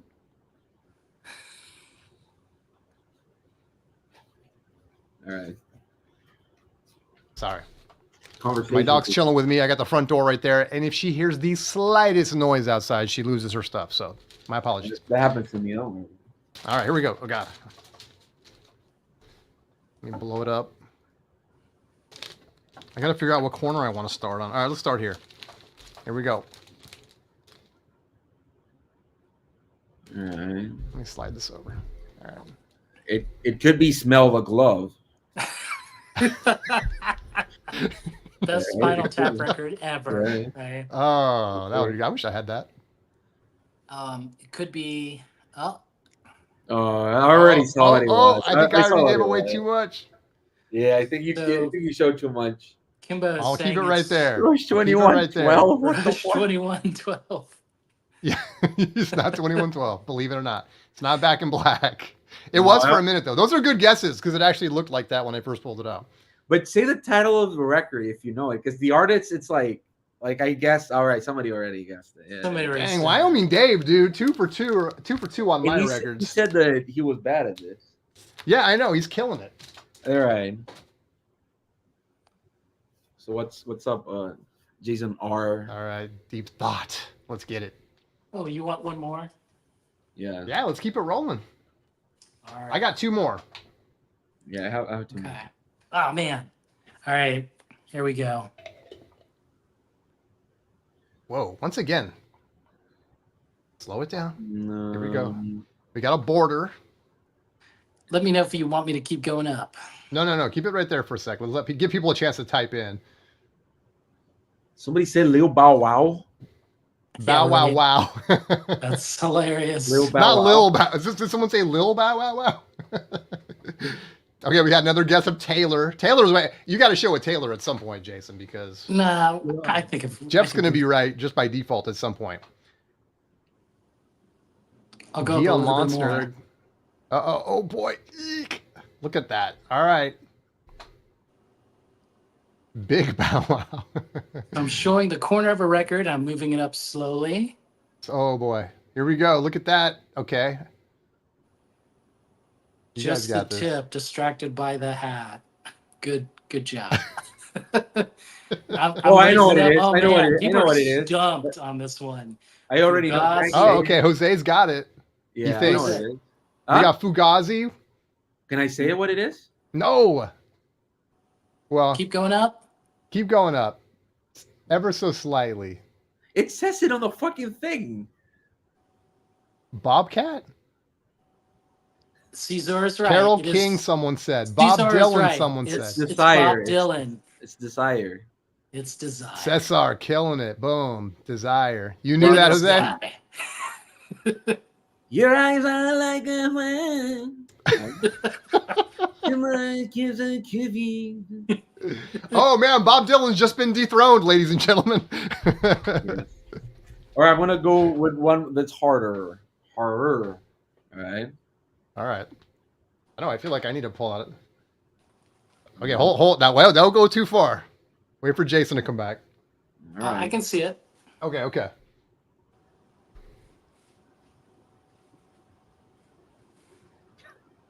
What is that? Come on, dude. All right. Okay, we got a big field of blue so far. Elliot Gene Cruz, Ritchie. Gene Ritchie, Kraftwerk. Kraftwerk's That's a all good I'm gonna guess. show. That's all I'm gonna show. Autobahn. Nah. Sonic Youth. Well, Jason didn't wait, but yes, it is. Oh, you got it. Okay. It is Sonic Youth. Oh my gosh, that was. I have that shirt. I can't believe I got that round. That's crazy. Wow. I mean, we're not keeping score, but that's good. It's a different hue of blue, and the blue That album was a tough one. Weezer doesn't have the edging. That was on a it. tough one. I was lucky. I was lucky on that round. Just lucky. All right. We're going to do this one. Trying to. Just going to give you the tip. Here we go. If you know it, panel, don't blurt it out. I know. Cesar, maybe we'll have prizes next week. That's a good idea. We got to start doing prizes. I'm slowly creeping up because I feel like this is another easy one. Oh, I know what it is already. I'm not gonna say it, but I know what it is.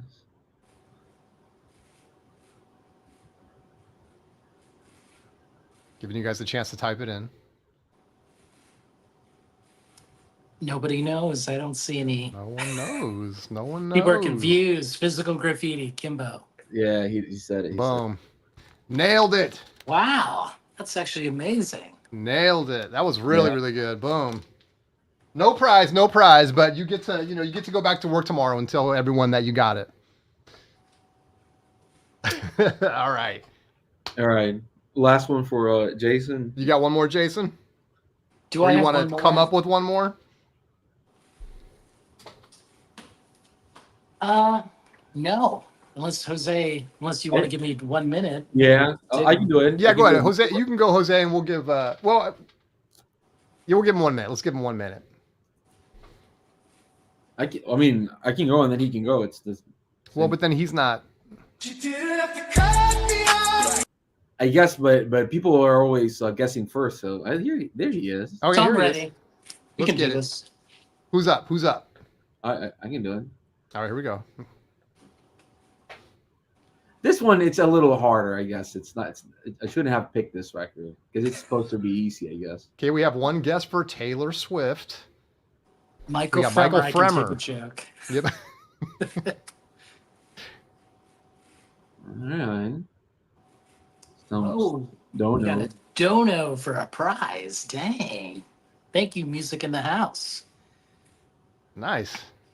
Anybody know what the fuck this is already? Chance isn't even here. He's getting donos. All right, we got a Richard guess for S. says it's Dirt. Dirt? No. Kimbo It's says not- it's the OCs. It's not the OCs. I wish. BK says it's Mersbo. I wish. Fuck, I wish. Elliot Cruz saying it's REO Speedwagon. Elliot, I wouldn't own that shit if I He had a gun wishes. to my head. Catherine is saying Jar Flies. No. Elliot Cruz once again. Alan Parsons. Jeff Myers, Alice in Chains, Cesar King Lizard. Russell is saying Kate Bush. No. Easy Now is saying it's Jose's Johnson. Very funny. It's It could be my dick, yeah. Jeff Myers, Alice Cooper. now, if I could see both your hands right now. I know what this is. You can stop right there. All right, Maybe. what is it? Come on. Oh, now I know BK's what got it is. BK's Now I got know what it is. Okay, there we go. There you go. There we go. Fist, That was good. Well done. Peter Gabriel.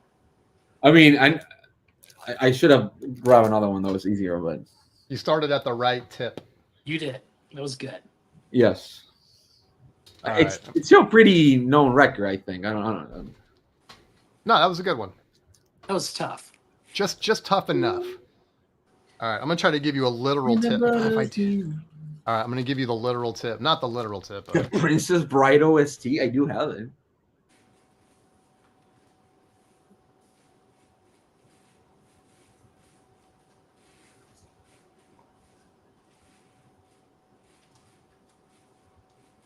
Oh, I know what it is. You guys have to know what that is. Yeah, that was too easy. I know, but I had to bring it. That little rub right there is the only thing that annoys me. You guys know this one. You guys know this one. Somebody said fucking Coldplay. We got Doors, The Hobbit, Coldplay, Public Image. Boom. Me, myself, Nico. Well, that's not really Nico, but yes. But yes. There we go. An album by the Andy Warhol.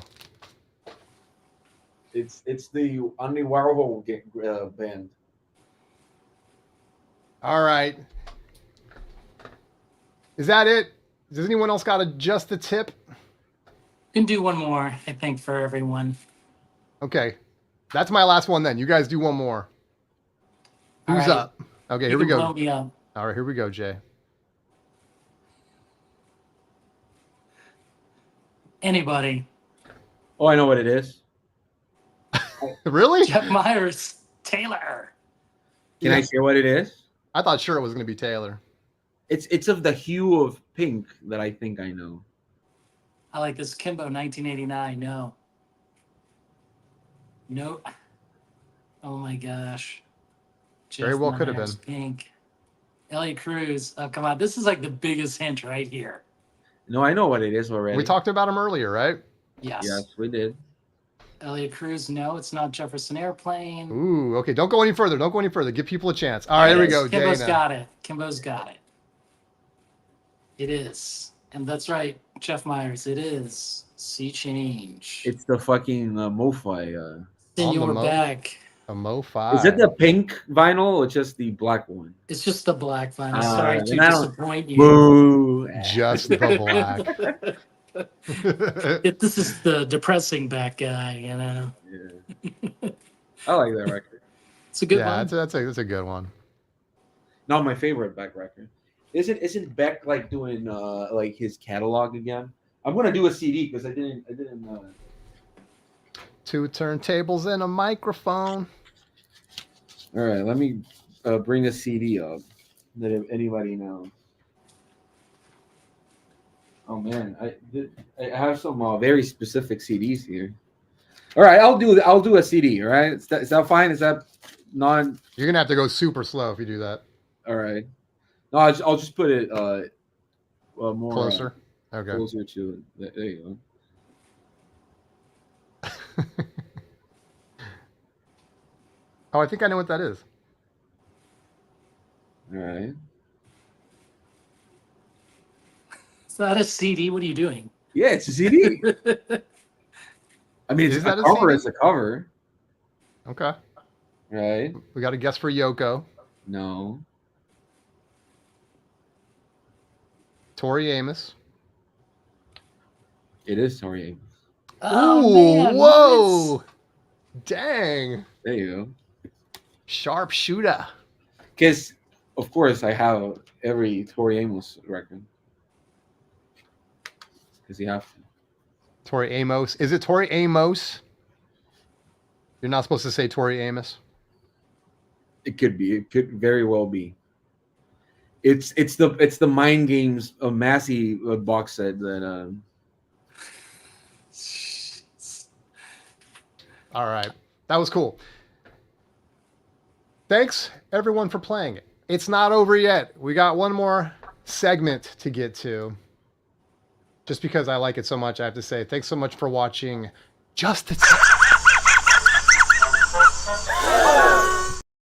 All right, so now a game that we couldn't play last week, but I think we can play it this week. We might get Chance banned, so if we don't come back next week, look for another channel, Concert Buddies or Concert Buddy #001972 or whatever, because we're going to play Name That Chip Tune.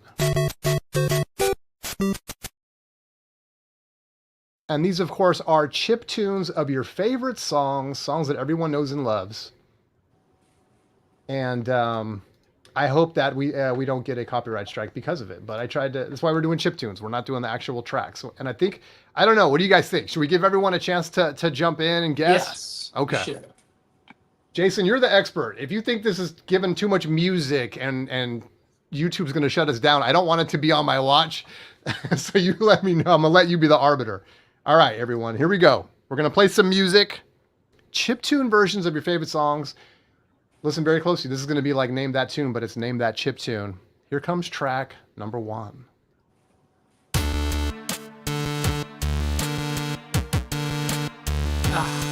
That's definitely easy. I know. I there's a couple of hard ones. You guys can guess at home. That's it. There's no prizes. That's it, right? Okay, yeah. Yeah. People you got it. this. Kashmir. I know. That's an easy one. That's that JC song. These are all gonna be okay. It's fucking Wendy Carlos. Wendy Carlos. That's a good guess. That's a good Was that from Tron? All right, here we go.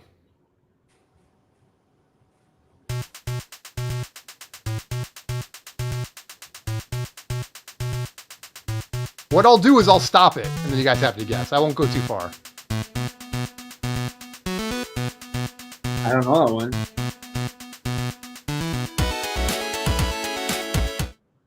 Somebody got it. Someone got it? Oh, Wyoming Dave, dude, you're the man.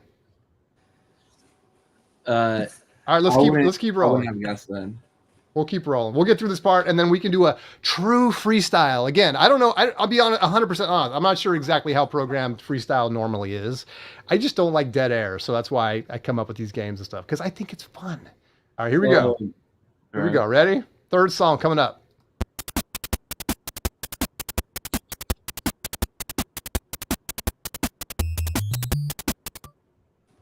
Stopping it right there. Do you know it, Jay? Beat. No, I think I know what it is. Hirant tapping out. Sorry, Hirant. Tom, not into this. You got it. Psycho's Platters. Well done. Well done. All right, next up.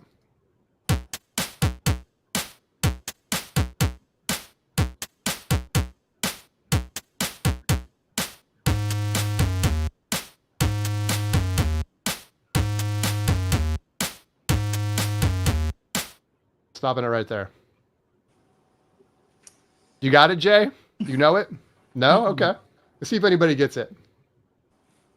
Kimbo's saying it's Prince. Kimbo, Erotic City. You got it. Wow. I don't. That's well really done. Well done. I wouldn't All know that. See, there's always some tough ones in here. Okay, here's the next one.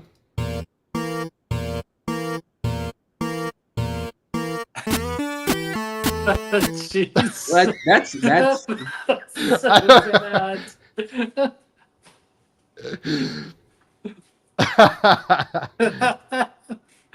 That's good, That's Jeff. right, Psycho Bladders. It is Purple Haze. That's right. That's right. All right, next. We'll jam through these guys. Ooh. That's I know. It's too easy. It's too much like the original. the Soprano song, man. Contra was a good guess, SR. All right, were we laughing through it? Did you guys get it? Wyoming Dave, he's all over it. Name that title, Wyoming Dave. Yeah, Wyoming Dave is is gonna start saying like the genre instead of the artist. You know what should be a good game? Guess that mouth, and then you just like show Don't them stop out. believing. You got it. All right, we'll get through these. Here we go. There's 10 altogether. We've been through 6. 4 more to go. Oh wait, we've been through. Well, there's 11 altogether. So there's a bonus one. All right, here we go. Let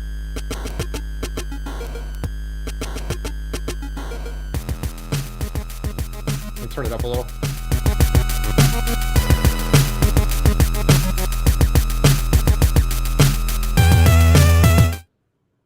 You got it right, Jay? No. No? This is harder than I thought then. Okay. I can't type worth a shit. You're doing great, Wyoming. That was okay. That's a tough one. We'll let it go another sec. Couple. Think early '90s. This is 9 Inch Nails. You got it. What? What was it? 9 Inch Nails. I was up above it. All right, here we go. Next up. That's a tough one.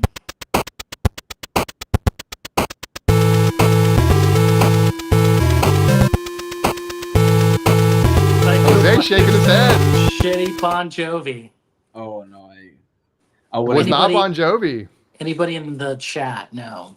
Anyone in chat know that yes, one? Human League. Russell knows it. Human League, you got it. I've never heard that. Okay. I like this Mike Tyson's Punch Out. That's good. I love it. I love it. We had Contra, Punch Out. Okay. Somebody mentioned this song earlier. So if you mentioned the song earlier, this is your time to get to the keyboard and toss this one in there. Here we go.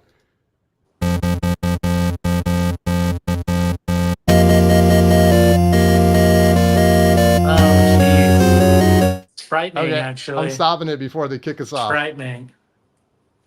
You guys know this one. I know what it is. Anybody in the... Jeff says Taylor Swift. You're right. It's Taylor Swift. I know like 2 Taylor Swift songs. Here we go. Wyoming Dave got it. Boom. Mr. Roboto. All right, next one up. Here we go. Oh my gosh. That just sounds so... Woo! It sounds almost pretty much just like the original, right? Yeah, I know that song. Like I've heard it, but I don't. Psycho's Platters nailed it. Oh, Jeff got it. Boom, boom, boom. You guys are all over it. Okay, here's the last one, and then we'll move on. Here we go. Last one.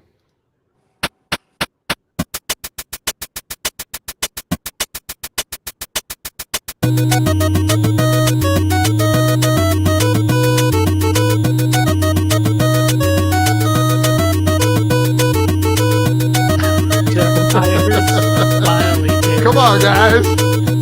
Mega Man. Good one. There it is. BK. Wait. Walk like an Egyptian. 100%. Thank you for playing. No prizes today, but again, you got all the clout at work tomorrow morning. Let everyone know that you won at Name That Chiptune. All right.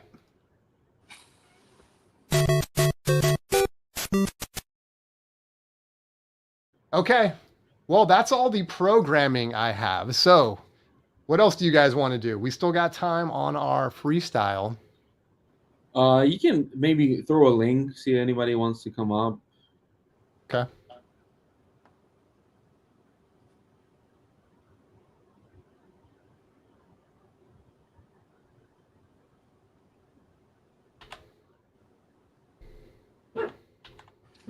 I like this. Wish it was the safety dance. I need a cigarette break. I don't know why I have all my CDs here. Well, no. Oh, man. I came up as concert buddy again. Sorry, guys. I think you need to switch it in StreamYard at the bottom, I think. Yeah. I guess you have to do it every time. Can I do it like this? Oh. Do you like that album, Fiona Apple? Of course I do. Why wouldn't I? I don't know. Yes. Yes, I do. She was like 17 when she wrote all these songs. How old was she? 17. 17. Like, or 16. It could have been 16. 16. Yeah. Who is that? Fiona Apple. Hmm. I got all the records on vinyl, but I have this CD here. It was like hugely popular at the time, you know, that album. Yeah, like that. You know, what was not popular. You know what was not popular was this London Wainwright record. It's called Last Man on Earth, and it has a song about how internet is dumb and is not gonna caught up. That's great. This is what is it? Whose father is this? Fucking Rufus Wainwright. Oh yeah, Rufus Wainwright. Yes, of course. This is London Wainwright, the third, right? It's a piece of shit record. I don't know what I have. What the? Man, some of these don't even have the CD inside. Where did you get these? Just like I bought it with like all my years of living here. You know this record? Wow. There's a new game. I show you the full fucking cover, and you tell me what it is. The full Monty. Yes. You know what this is? I'll show you the gatefold. Which will reveal itself what it is. You know, I like Taylor Swift. last album you listened to, so Me and Myself and My Vinyl. It's got a good. Yeah, let's do it. Last Sorry album about the dog. you listened to? Right. I come up in a bit at the Republican. What? But I'm at the Republican National. Here, I can. Let me show this one real quick, Jay, because that's yeah, this is one I was listening to earlier today. Oh, here, let me give you just the tip. Oh. It's a Man at Work. What a great record! This could be a whole nother stream or video topic. Is that like, how about records that have been so overplayed and so underappreciated because it's like dollar bin fodder? But man, it's so good. I don't think it's dollar bin. I see it like more expensive nowadays. Really? I think it's like a $20 record now. What? Yeah, $20. Well, Yeah. that's only if it's in the shrink with the hype. Maybe. Yeah, Down by the Sea is the last track on side B. It's really cool, man. Love that record. So yeah, I was just spinning that today. This is definitely not. Well, it depends on where you're from, but this is Devendra Banhart. This is like incredibly popular here. People saying I'm showing obscure shit. I don't think that's true. I'm actually surprised. I appreciate people saying that's not dollar bin. I love that record, but I see it as, I always get it's one of those guilty pleasures. I feel like other people think it's dollar bin stuff. No, I don't. Hold on, I'll blow you up. All right, he was playing some Prince. I love it.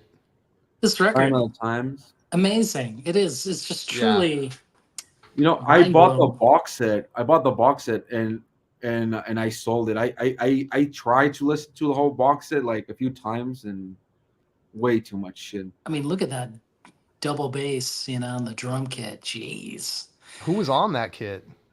This is that stage, I think, in Paisley Park. And I remember, like, when I went to Paisley Park, I was, like, walking around. I was like, holy crap, this is that stage that's on, Sign of the Times. Like, so badass. And that drum set was there? Well, no. It wasn't there, okay. But just the stage, Yeah. It was so impressive, and I was just like, wow, this is great record. That's hella cool. Yep. I mean, I got this, I think, back in I think a couple of years ago for 20. Now it's like, what, 40, 50? It sucks. Well, the first Prince record is harder to find nowadays. The first one, that's just like him, like with a mustache like this. Oh, yeah. Those are hard to get. But, I mean, you could actually find these in Minneapolis, like, easy, Yeah, well, of course. That's where they're from. Yep. But here in Texas. It's like I'm in the Guided by Voices Facebook group, and everyone every single day are like, "Oh, look, I'm in Ohio," and they're like posting like every single Guided by Voices record that I would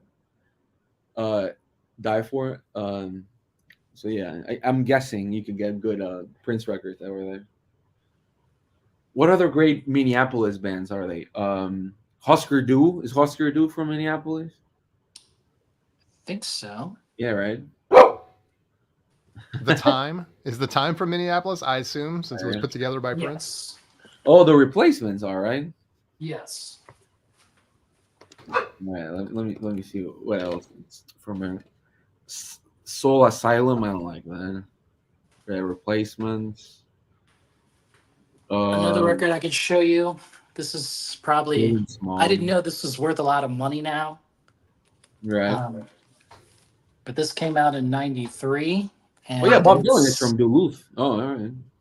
This is Slow Dive. If you're into that dream pop, shoegaze.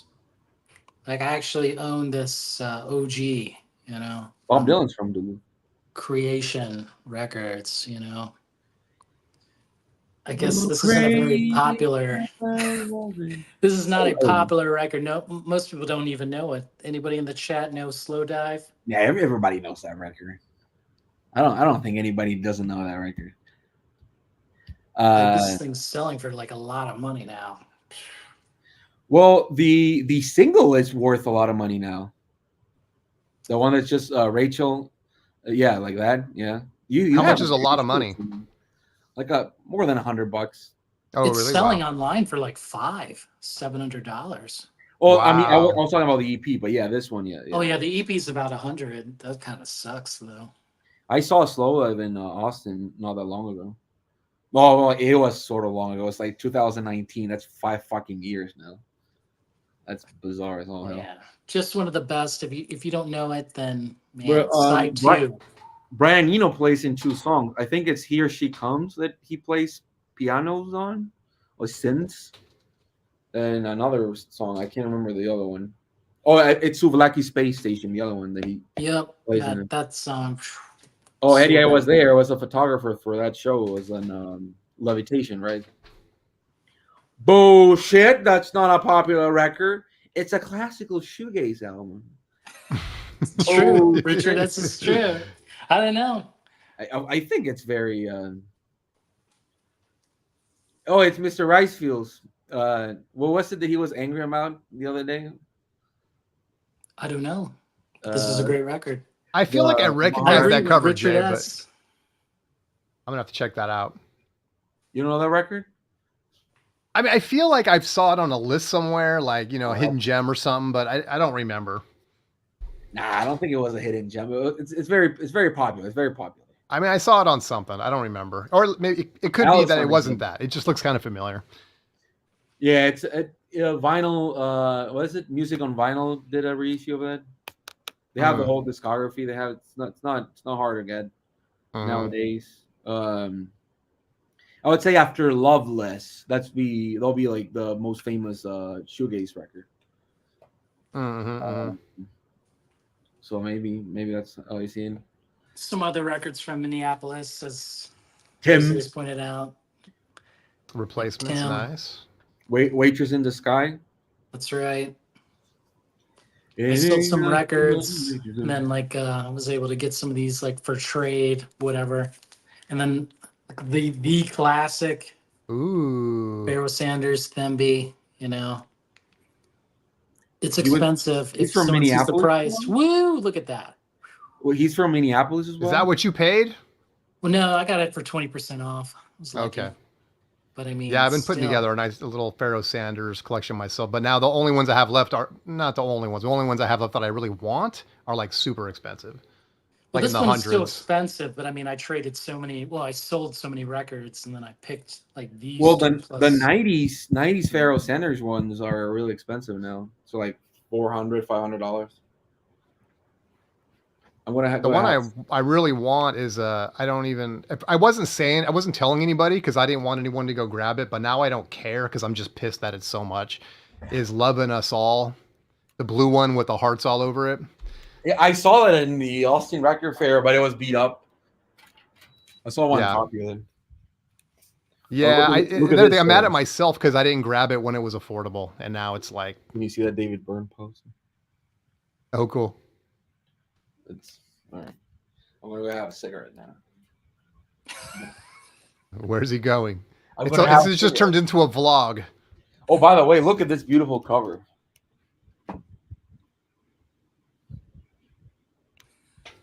What do you think of this cover? I thought that was Barney at first. No, it's I don't know who it is. Is that one of your pressings? No. Where the fuck are my cigarettes? Oh, here. Let's open up. I was going for the cigarettes. All right. Well, since you did Prince, Jay, I'll do this one.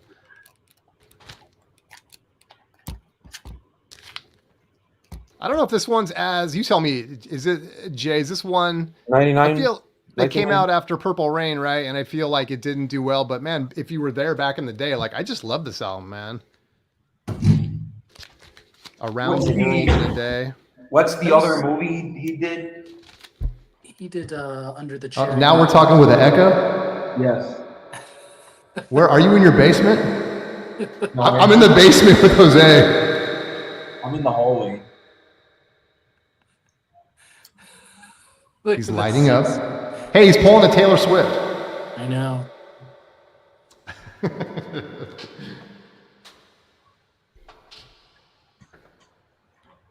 I'm smoking outside, Jeff. It's literally outside.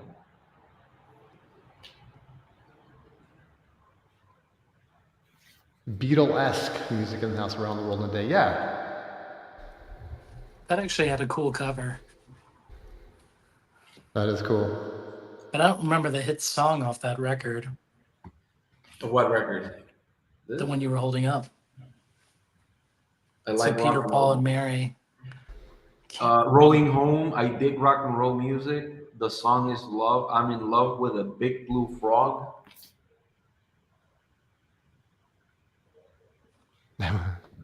Yeah, it's true. When does the show start? Well, it's 7:58.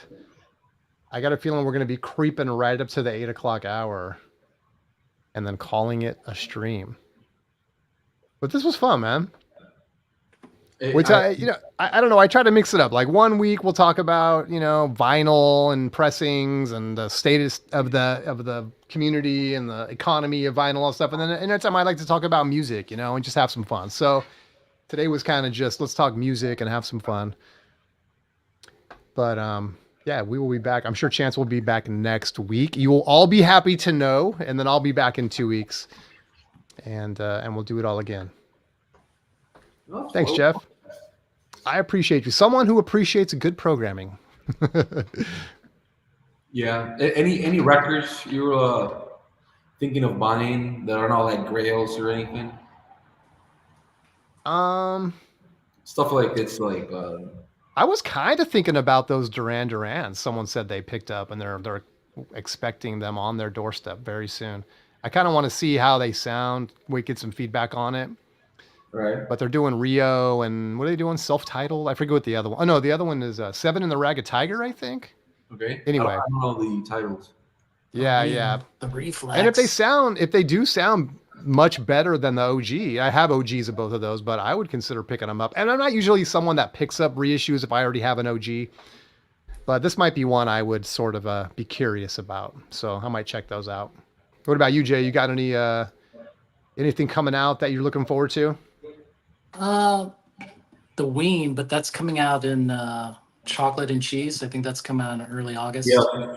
It's already shipping. People are getting it. The Ween. Really? Yeah. I've never listened to a single Duran Duran record, but I've seen the movie that David Lynch did. Have you seen that? No. That's a gold fucking movie. Watch it. It's like Led Zeppelin's The Song Remains the Same. It's all weird and fucked up. Oh, really? If you like Duran Duran, you should watch it. Yeah, it's in Criterion, I think. The Criterion channel. Okay, I'll have to check that out. Yeah, I'm not like a Duran Duran super fan or anything, but I mean, I do like them. I do think that, that's going back to my roots. So I'll have to check that out. Yeah, I mean, I enjoyed it. It's just not, I don't know that much. Like, I'm not a big '80s connoisseur. Yeah. This is the Penny Arcade. This is like a Sunday's comp that came last year, but I just didn't know. But they released like the Record Store Day in like 2018 or 17, but this is like the double LP, and this is actually like really cool, fun pop psych. It looks nice. I love that cover. Yeah, that's Looks right cool. up my alley. Like Not the Freeze, I believe that's like a 10-minute like psychedelic, fun, mix kind of a song. Like, and you can get this for I think like $23 or 24 on Sundays, that's the right price for this, Did they do any hits or anything, or is that going to be No, like? this was unreleased. It never came out. Oh, okay. And then one of the singers, Craig Smith, he went to India, took too many drugs, and had a mental breakdown. And then he has like his crazy downer psych record. I think it's called the Matriali Kali record, which is messed up, but that's a whole nother story. But I recommend the Penny Arcade. Again, $24 Sundays. It's amazing. Fun cool. pop psych. I'm gonna write that one down. Oh yeah, there's a Galaxy 500 official bootleg that's coming out. Oh, that's right. The same label that did the Sonic Youth bootleg. This year? Was it this year? Last year? Cesar, when is that? I haven't heard about that. When is that shit happening? Soda Stereo. I think people in the U.S. should know Soda Stereo. They even have a Circus Soleil show, so it's not like a hidden band, like, you know what I mean? Do you know about that one, Jason? With the Galaxy 500? No, Soda Stereo. Yeah, so does Cesar's talking about Soda Stereo. No, only Caesar told me about it earlier. No, but you know the band. C. Yeah. Correct. Yeah, but it's a popular band. The most popular song in Latin America, Música Ligera. And I mean it because everybody absolutely knows it. It's like if you pick the song that everybody in Latin America knows, it doesn't matter their creed or their religion or where they're from. It's a song by them. So, the Blues Travelers. This came in the mail today. I haven't listened to it though. This is the Vinyl Me Please. This is Joni Mitchell, The Hissing of Summer Lawns, and they split it into 2 LPs. And I like that record. Is it 45 or something? I believe so, but I haven't played it yet. So I don't think I've ever heard that one. How is that one? It's pretty good. This is Prince's favorite Joni Mitchell record. Oh, really? Okay. Well, that record has Jaco Pastorius, right, on bass. I believe so. That's where you get what is it? The laundry. What is it? Can you read the song titles? The Hissing of Summer, the Boho Dance, Don't Interrupt the Sorrow. Yeah, that's pretty good. So this will be interesting to listen to later tomorrow. That's awesome. You got this, right? You showed it the other day, right? Show what? Oh yeah, we played it. Remember? Yeah. Oh yeah. Oh yeah, that's right. On our George Borden tributes live stream, you know. George Borden, rest in peace. Is this still going for a lot of money? What is? I think so. That has not been reissued yet. Not that I know of. Which one is that? There's a new Chanino record coming out. He was showing Masters of Reality, I think. No, I mean, like, what pressing is that? That's Finally, please. Oh, okay. Man, Kimbo's like, this is Joni Mitchell's $1 bin record. No way, Kimbo. I don't know, man. Like to me, like, you know, female folk right now, Kimbo, this is where it's at. This is where the money is now. Her song, what is it called? Coyote or Hey Coyote, something like that. Coyote, I freaking love that song, dude. You have this? Why don't we please as well? I don't have that one. Yeah. Well, I'm glad they did the whole Fiona Apple catalog. I like this record a lot. Oh, there's a new Slint reissue coming out. I don't know if anybody likes Slint here. Anybody like Slint in this motherfucker? But this is getting reissued. Yeah, that'll be interesting. I think like a 2 LP? It's a 2 LP because it's like the original and then the like remixed.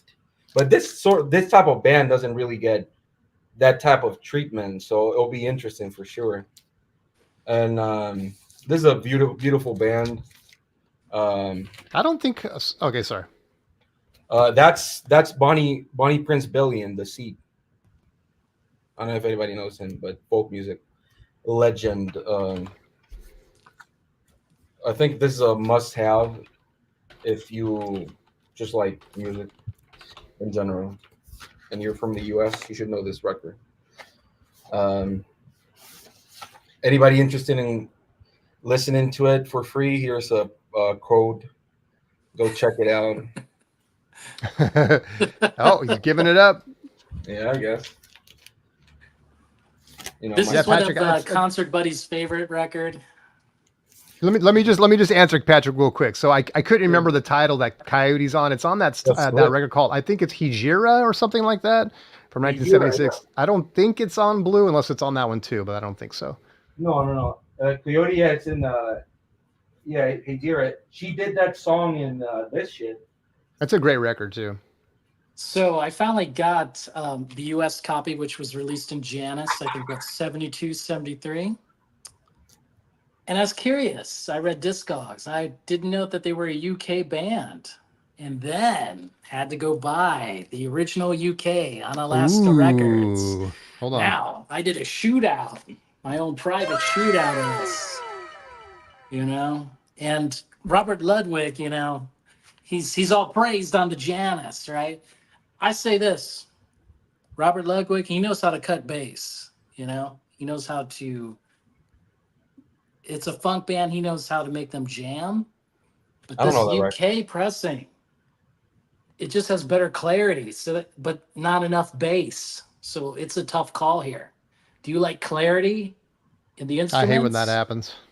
Then the UK is where it's at. But if you love bass like this, so it's kind of like, oh man, why can't we just have it all? Like, It's kind of messed up. Yeah. Like the bass is kicking on the Janus. Like I can see why people like it, but it doesn't have the clarity that the UK does, this UK version. So the greatest jazz album ever recorded, Out to Lunch by my guy, Eric Dolphy.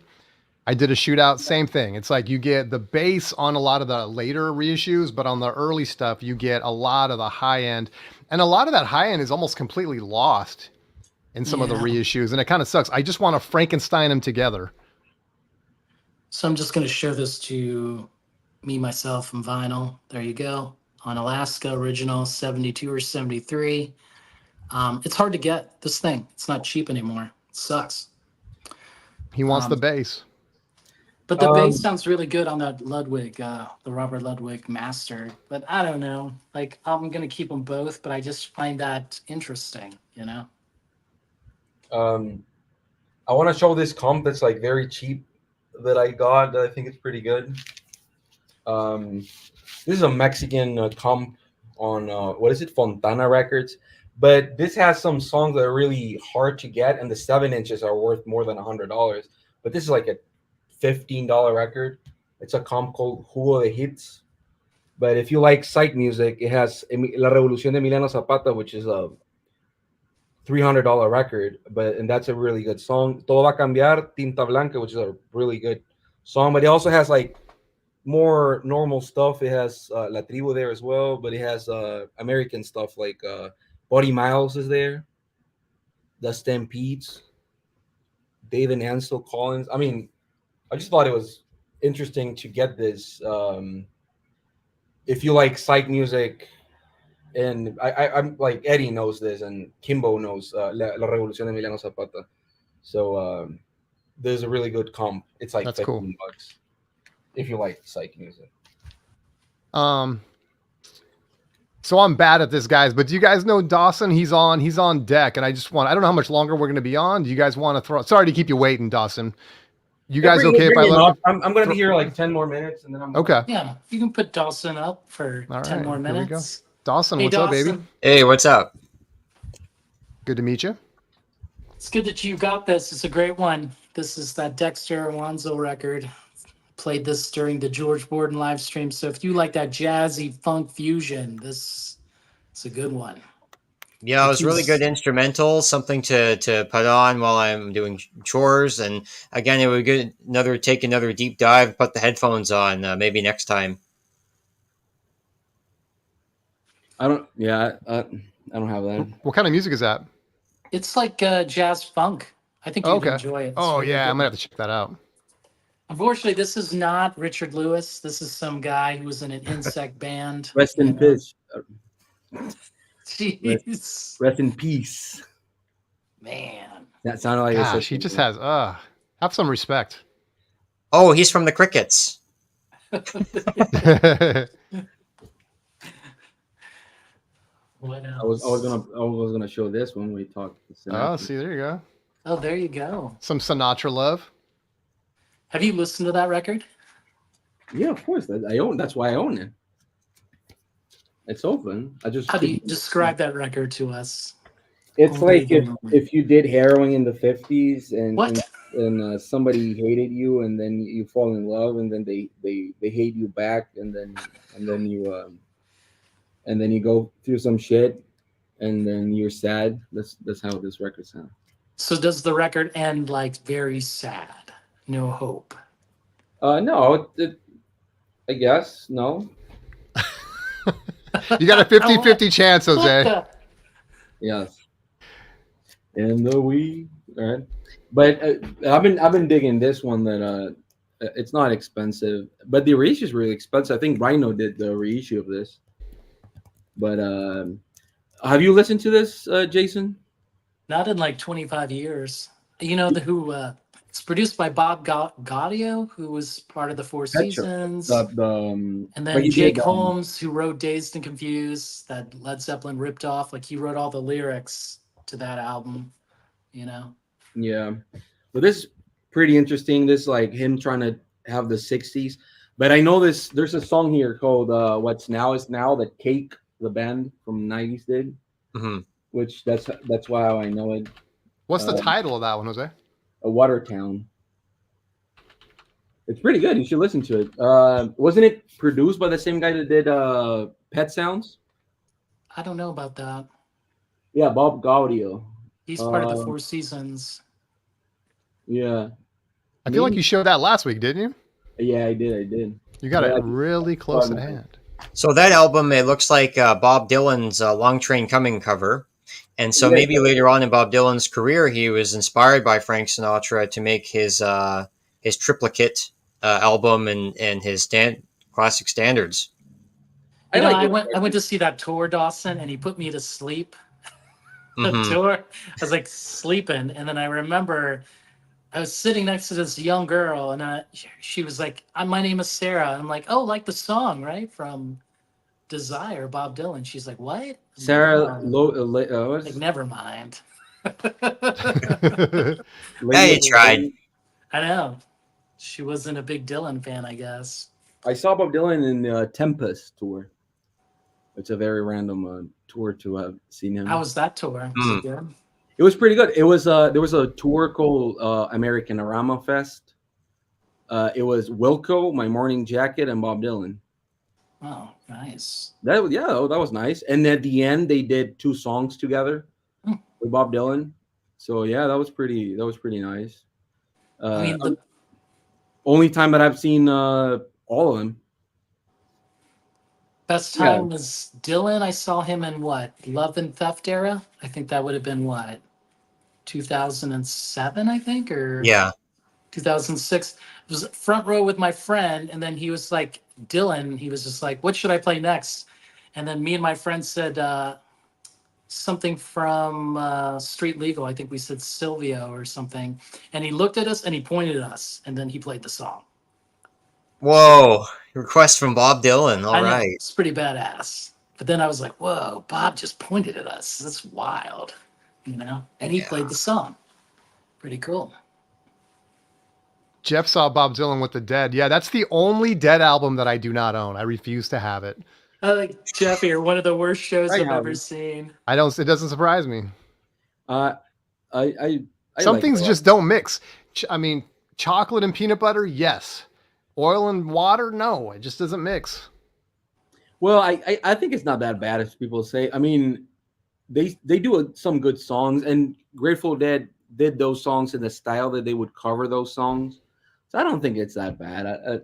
It's not a worthy, nothing to write about, but I like it. What is it? You Have to Serve Somebody. I think that's a good rendition of that. I like that era of Bob Dylan. Infidels is one of my favorite records It's a of great Bob record. Dylan. It's a great record. Um, Are you a bigger Bob Dylan fan or Grateful Dead fan, Jose? Bob Dylan. So I wonder if like Bob Dylan fans like it more than Dead fans. No, they probably don't. They probably fucking hate that shit. But well, I think Dead fans do too. Yeah, well, it was just a weird thing. Bob Dylan really wanted to be part of the Grateful Dead. He said like that's one of the bands he would actually want to participate on. I don't know why though. Doesn't make any sense. Musically, don't have anything to do with each other. But I like it. I think it's I mean, Grateful Dead does have some Americana, folky kind of stuff. I mean, I could see it. I could see why, I guess, but it just, to me, the execution of it just wasn't great. But what about Dylan in the band?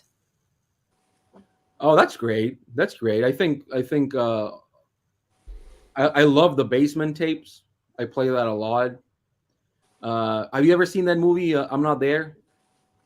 No, I haven't seen it. Well, you should. That's a must. That's It's a fun movie.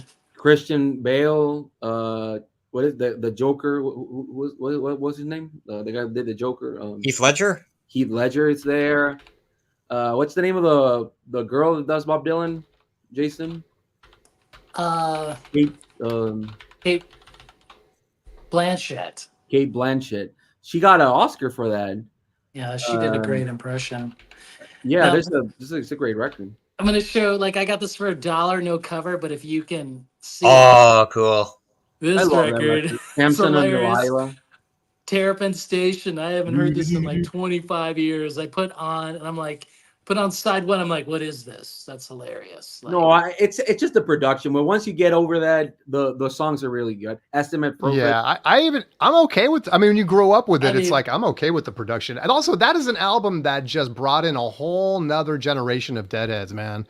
So for people that listen, and by the way, Jeff is saying that people haven't figured out yet that the Grateful Dead suck live. I'm offended by that. I can't respond to you in the chat for some reason. I mean, I kept on wondering, where's Terrapin Part 2? Come on now. It's a great album. I think that Grateful Dead. I stand tall on that album. I love. That's one of my favorite records. And Blues for Allah is my second favorite Grateful Dead record. I mean, I'm serious. I haven't heard this record in 25 years. Put it on, and then I'm like, okay, they gave Donna a song. I don't remember that. Like, that's funny. Then, like, I throw it on that second side, the whole Terrapin Part 1. That's pretty good. It ends on that medieval, like, vocal. I was like cracking up, like, holy crap, what the hell's going on here? I was listening to a prog rock record, you know? It's in different sections, right? I do think the beginning, to me, all the way through the middle, is like the best section, and then towards the end. But yeah, and Jeff is the one guy that's saying they're better in the studio. That's interesting. I think most people would say that they're better live. Better live. Yeah, that's fucked up. I don't. I bought I bought a Grateful Dead Blues for Allah. This is like, I don't know, 10 years ago when I was in New York or something. My friend is looking through my records, and then he pulls out Blues for Allah, and he goes, "Jason, friends don't let friends buy Grateful Dead records." I was like, oh man, ouch. Yeah, I know. I hear it too from the other fans. That's when you got to say, like, what kind of friend is that, man? If you got friend, Grateful Dead, you gotta pick one, Jason. Sometimes, man. Well, there's no part 2 to the album because the second side is so long. They just had, like, that's it. That's all they have from Terrapin Part 1. Yeah, but I like that. I mean, Go to Heaven. Yeah, I think Go to Heaven. It's good. I don't think. Odessa. What's that song from the record? It's pretty good. So there's like 2 Brent Midland tunes on that one, right? I like a lot.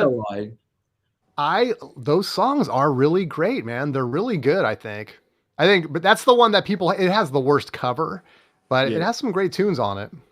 Anthem of the Sun. That's the psychedelic. I know, just $1, like no cover, but it was $1. I just couldn't pass it. Where are you getting these coverless records, Jay? This is at BL Keep Vinyl. They had them, and I was just like, you know what? I'm gonna get these. I haven't listened to this one in like 20 years, so it was like fun to listen to. Like great stereo panning effects. I was like, not bad. Like I was actually like, Yeah. this is much better than the debut record, their first one. you Well, know? that's the one where they went in the studio and were like, okay, we got this. And they thought they could mix it on their own. And but Bob was like, hey, I want something I'm not going to remember, but something that sounds like Cold Air or something. Someone will correct me, but it was like they were a total wreck to work with, apparently. And they finally just had to get an engineer in there and just say, come on, man, finish this record. But yeah, they were just trying to be over the top experimental. And consequently, sorry, the album is very experimental. Fix my video. I think that 90s Grateful Dead was really good. I really enjoy my that gosh. Brett song. There we I go. Will Take You Home. You know that song on Built to Last, the last record. Mm. I think it's a Yep. great fucking song to end the discography in general. It's a very It pretty was. song. It's a very pretty song, very sweet, very beautiful. The motherfucker died like a month later. So I really like it. I like that era. And the Donna Jose, era, can you just say Mr. Motherfucker, please, and show some respect? I mean, Yeah. geez. and the Donna era, I will say that the Winterland shows are pretty amazing. So I wouldn't completely throw that stuff to. Yeah, Donna was fine. You just got to have your hand on the volume control. If you're the engineer and you're recording her, Also, you got to crank it down a little. I think there's a great movie, by the way, Grateful Dead related. I don't know if you've ever seen it. It's called The Music Never Stopped. Have you seen that movie? It's a very low budget movie, but it's with J.K. I've Sims. seen a lot of those. I'm not sure about that one. It's J.K. Sims, the guy from Whiplash. Oh wow. Right? You know that?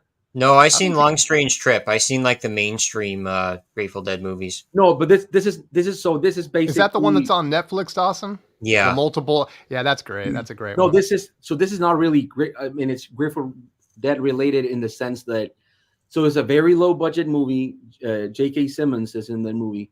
It's about he's a father and his son is going to a Grateful Dead show, but he gets on a car crash and he gets into a coma.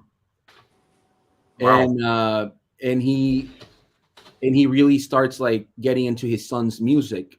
And when he wakes up, he's basically like he has like no mobility. He's like up in the air, like, and he starts going to music therapy.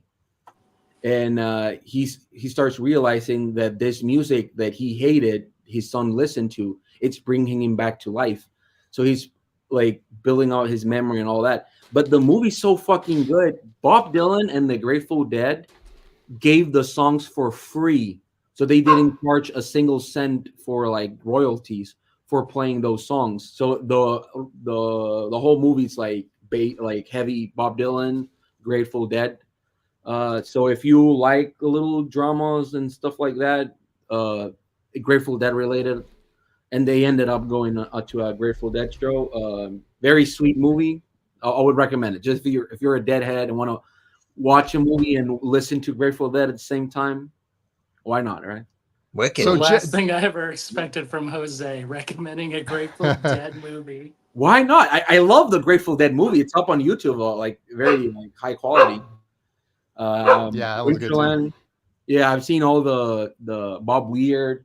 I recommend this book all the time, the Phil Lesh one. Oh.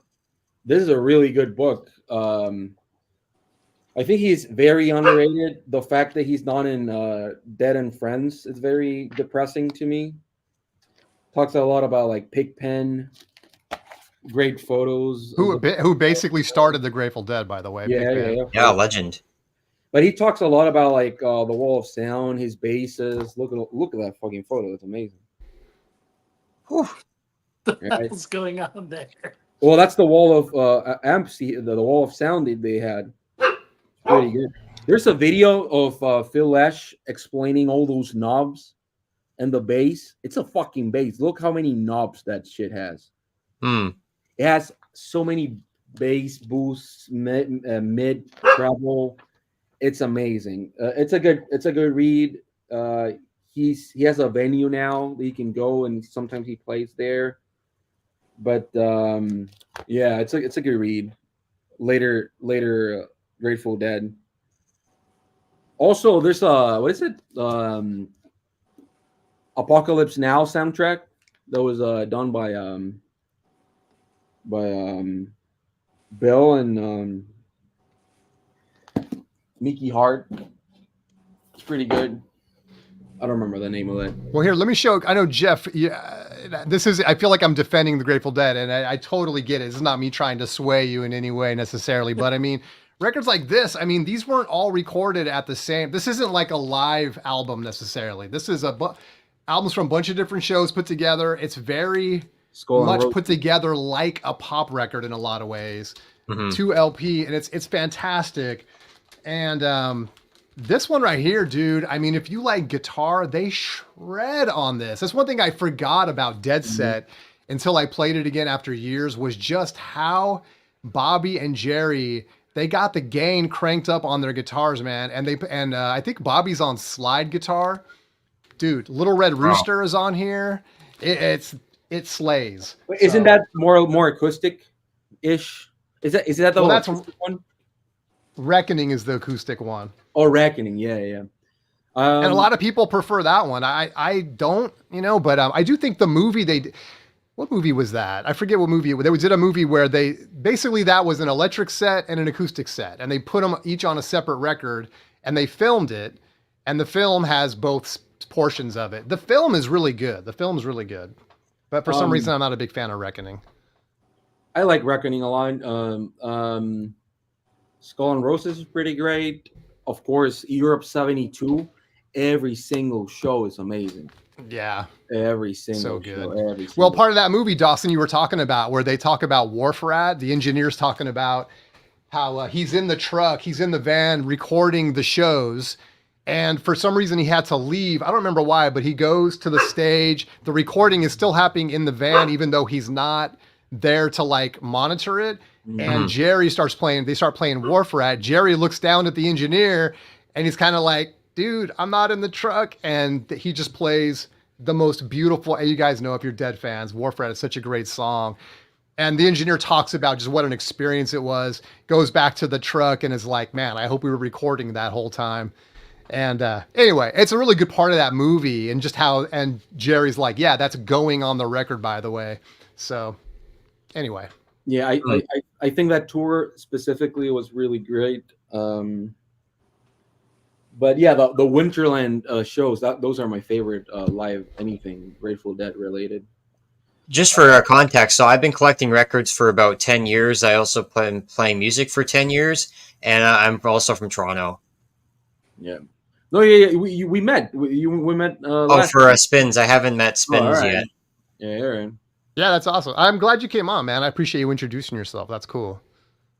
Yeah, but I don't know anybody that would say like they prefer studio Grateful Dead. That's the whole shtick is play. It's an excuse to play live.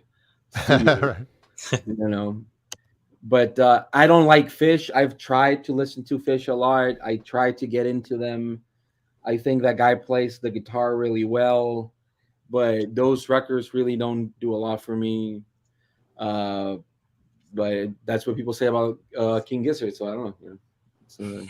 What about Foo Fighters, man? I heard you're a big fan. One of my biggest things with Foo Fighters is if you see that Storytellers, VH1 Storytellers, and Dave Grohl is like, man, like when we started out, it was only me in the fucking garage, like recording and playing these songs, and nobody wanted to sign us. Motherfucker, you were in fucking Nirvana. You were so above like everybody else. You got a contract like within months. Like what is this shit? So I don't know. It's always bothering me. That's VH1. See, now that's the thing, right? I know. Hey, that's the same thing I have with Nirvana, man. It's like a super bias. I'm just like, man, I just can't. But Foo Fighters, dude. I mean, I just feel like musically, the Foo Fighters are so freaking good, dude. Especially their first couple records. After like the first 2 or 3, like I can take it or leave it, but those first 2, man, so there's good. only one song that I've ever listened to, and I was like, that's okay. It was Wheels. So that's the only song that I can say that because the yelling, not my thing. But you're a Nirvana fan. Yes, but Kurt, did it for another reason. I got a confession. That shit, it still doesn't do anything. That doesn't do anything for me. And I don't think Nirvana is overrated. I think they're overplayed. It's a very big difference. Because I don't think you could say Inutero is like overrated. It's a very properly rated record. Their debut, it's Bleach, is very fucking good. I think as MTV Unplugged go, I think that's one of the best ones. It is a good one. I like Neil Young one, but everybody hates that Neil Young one. He himself hates that one, and it's one of the most overdubbed MTV Unplugged ever. Oh, really? Yeah, he didn't like a single fucking bit of that record, and so he went to the studio and re-recorded a lot. Oh, by the way, talking bands that I don't like or artists that I don't really like, but stuff that they've done that I really like. Do you know these two? I have it on CD only. You know this? It's a soundtrack. Hold on, let me blow you up. There's the soundtracks. Didn't Dead Man Walking. It's a movie. Yeah, I haven't seen that. All right, but this is the score, and this is Eddie Vedder, Nusrat Fateh Ali Khan, and some. But this is such a great soundtrack. It's probably one of my favorite soundtracks. The soundtrack itself is Bruce Springsteen doing Dead Man Walking, Johnny Cash, Susan Vega, Lyle Lovett, the Nusrat Fateh Ali Khan with Eddie Vedder. This is a 5-minute one, but this one here is like 10 minutes. Yeah, 10 minutes. It's really good. It came out on vinyl as well, but they're really expensive. Tom Waits is doing songs here, Patti Smith. But I don't know. I don't know why anybody would hate Neil Young. Maybe that's just maybe you're too concentrated on watching the RNC. But yeah, I don't think Neil Young is a self-righteous asshole. Why would he be? He's like over advertising for the good of the planet, and I don't know why everybody would hate him. But yeah, if anybody here is a Pearl Jam fan, which I'm definitely not, but it's totally fine. I would recommend listening. The movie, it's great, Oscar nominated. I think a lot of people won Oscars for that movie. But the soundtrack itself, it's very beautiful, very, very beautiful. And I think Eddie Vedder has some good stuff. But Yield, I like Yield. Is that okay? Maybe Yield. I like that record. It's a good one. It's a good record, right? Backspacer, I remember buying that one. I think that's good. I don't know that one. That's one of the like 4 maybe from the last one. Your lucky chance isn't here today, man. Yeah, Versus didn't do anything for me. I like. Oh no, I'm thinking about No Code. I actually like that one. No Code, it's that what Jack Vitology has like 2 songs that I like. Backspacer has The End, which is a really pretty song. I actually know that one on guitar. But because when I was like 14, I learned or whatever. That came out when I was like 12 or 13 or really? Something. Yeah.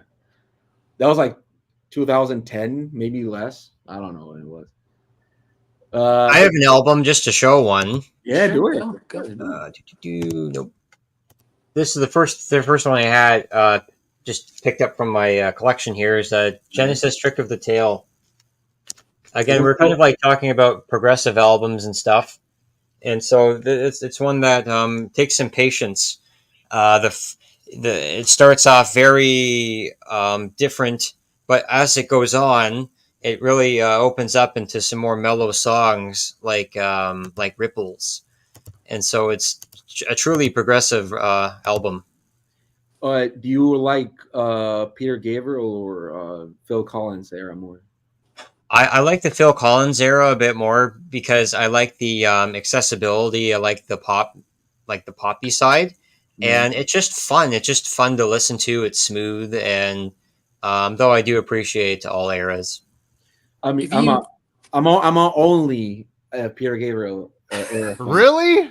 Don't listen to I this. hate. God, what is wrong Hey, with no, this that's guy? fine. If you I think hate Trick of those the songs. Tail is like too studio polished, then I recommend Seconds Out. Like this is a good live. So Whoa. so I recommend this one, like Yeah. because like the songs that are supposed to be tough on Trick of the Tail, they sound more raw here.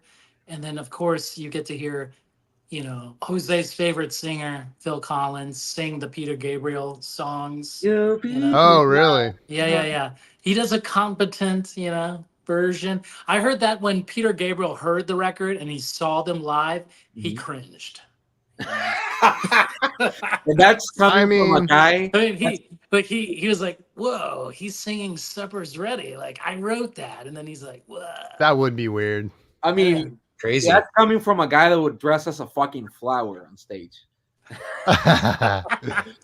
I love Peter Gabriel. Was very That haircut that he had, dude.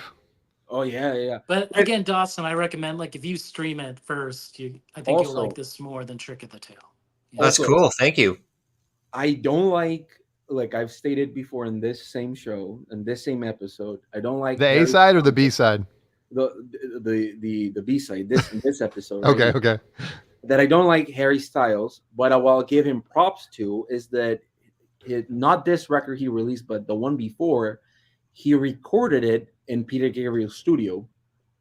And one of the highlights for him as a human being, he said that it was that the engineer actually played them the master tape for Sledgehammer, and they were like so like moved by not moved but like it was so fucking good. They learned the song, and they did a cover for it for Jay. What is that? The flower. A flower. I'm Peter Gabriel. Yeah.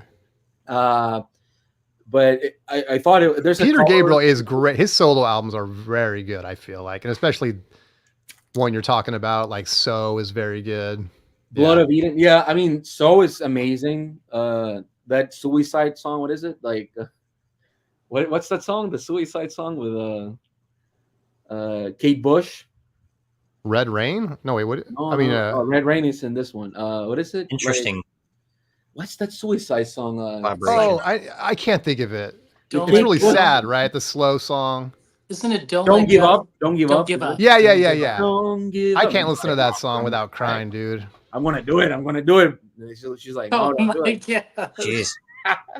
Cheers, Yeah. Jose. Go. It's a great song. It's a great song. But Security is a great song. Shock the Monkey. Shock the Monkey. Biko. I Salisbury Hill. That's one of my favorite songs. Period. But I don't know. Peter Gabriel in general, I think it's very theatrical. It's in his later records, he cared a lot about like what was happening. He did a Bon Iver song, which I think is pretty great. A cover for it, but yeah, I'm not a big prog, that type of prog music. I'm more like Canterbury prog, like I've stated before. Yeah. English prog. But yes, I think my problem with Phil Collins is it was just 280s, man. It's just 280s. It's like, I get it. There's first of all, there's no such thing as 280s. oh my god, of course, Milli Vanilli. What is that? Come on, dude. Oh, that's not. Marky No, and the Funky Bunch. What is that? Is that not? I don't have it on vinyl, but I was listening to Abacab earlier today. I was going to pull that out as one of my ones I've been listening to recently, man. I love that wicked. record. The title of the is has music royalty been dethroned? So what was kind of like the threads here that we were kind of riffing on? I think I heard earlier it might have been Elvis or Michael Jackson, and so I heard a little bit of it, the conversation. Yeah, I was saying, well, I was just kind of like, the question was, these guys who kind of got these royalty monikers like King of Rock and Roll, King of Pop, and all that kind of stuff. Can they be dethroned, or have they been dethroned? And we gave some examples. Jason was like, yeah, it goes deep, man. Not only they haven't just been dethroned once. It's like boom, boom, boom. Elvis took over for Sinatra, and et cetera, et cetera. And it's true. But I think it's interesting that these old timers, man, 80 years later down the road, they still have these monikers, even though now we're all rocking that. Well, not all of us, but the younger generation is rocking a Taylor Swift and all that kind of thing. Mm-hmm. And I just wonder if the younger generation even cares. They're like, whatever, king of pop, king of like, what, whatever. They're doing their own thing. They're not worried about, Elvis carrying some title. I'm just glad that it was that Bruno Mars wasn't didn't kept his king of pop that people were saying. That was cringy as fuck when they were saying that. When I was doing some research, he came up in like multiple categories for like taking the crown. It was like, but he hasn't released anything for years now. Yeah. And, and Pharrell Williams as well. People were saying that. I know Justin Timberlake, people were saying that, but I think he just has to stick with acting now because that last two records last two records were so horrendous. Who? The last two Justin Timberlake records. And in the Woods. There's no way anybody liked that record. It's no way. It's absolute trash. There was I think like in the 50s going to the 60s, I think a lot of pop artists from the 2000s really had a hard time going to the 2010s. I think that it was not that easy for a lot of artists. It was people really wanted something different. A lot of late indie did a good transition, like Strokes or stuff like that, which I don't like. Mm-hmm. But do you like the Strokes, Jason? You probably like them, right? Not really, no. All right, that's good. I've seen them live. They were like very I've arrogant. seen them live as well. It was not good. I don't know. I mean, I can appreciate the music now, looking back, but they were not at that time. I was more like I enjoyed the Killers more. They were more dancey. Oh, you were into Mormon rock. Yep, but then I saw them live, and then they were not good live either. So that was. I've seen the Killers live. I've seen all these bands on festivals where you have to like the stages are next to each other, and you're like waiting for the other band to finish. I saw Kendrick Lamar live like that. I saw the Killers. I think they played before Weezer ones, which I was there for Weezer, right? Of course. Was Ween there? No, I've never seen Ween, man. I would cut my dick if I saw Ween. I love Ween. You cut your ween? Yeah, I would give it to Boogie. Have you guys been, I don't know, I'm not sure how old you guys are, but have you guys been to Ozfest? No. Oh, no. I'm 25. I've been to a couple Ozzy concerts, but I haven't been to Ozfest. No. I went to back-to-back years in like the late 90s, 98, 99, 99, 2000, something like that. And it was pretty great, man. It was like Ozzy was playing with Black Sabbath, and it was Primus, and it was, who else was there? Pantera? I don't remember. Maybe Pantera was there. Another big metal band who I can't think of. Slayer was there. Yeah, it was pretty incredible. Everyone was there. Yeah. That's my claim to fame. That's all I got. I never saw Black Sabbath. I was going to go to the last show that they did here in Mexico City, and I didn't have money, man. A lot of my friends were like, "Hey, let's go," and they went without me. I just didn't have money, and I was like, "Nah, they're not gonna retire," which I hope they don't. Right now, actually, it's very interesting, Black Sabbath, because Tony Iommi's released the Tony Martin era box set, which is pretty great. If anybody, I think it's very underrated. I haven't seen anybody here. I know Elliot, or who was it? I think somebody showed it. But it's a great box set, very hard to get records. Most of them are over $200, the original ones, never being repressed. So for $100, getting all those records is pretty great. But no mention whatsoever of that box set on the Black Sabbath website, Instagram, Facebook, none of it. And so what's happening right now, if you go to Tony Iommi's YouTube page, all the songs that Ozzy was not on it he now has the rights for it, and he's put them up on YouTube for everybody to listen to. Oh, really? Yeah. So I would hope, as they did with Dio, that they did like the Heaven and Hell tour, which I wish I could have seen. I hope they do something with Tony Martin because, man, he's a good singer. Like vocally, he's a really good singer. He did the songs great. The production is very 80s, yeah, whatever. But I think it's very underrated. You got to stop saying that, man. Man, it's fuck. Like the music that I love from the 80s doesn't sound. Well, what is 80s to you? Like Swans. 280s. Like Swans is from the 80s. Sonic Youth is from the 80s. Like that music doesn't really sound like Sonic Youth. Yeah, I guess. I don't know. It just seems like that's kind of the end of the 80s, right? No, they started in 82.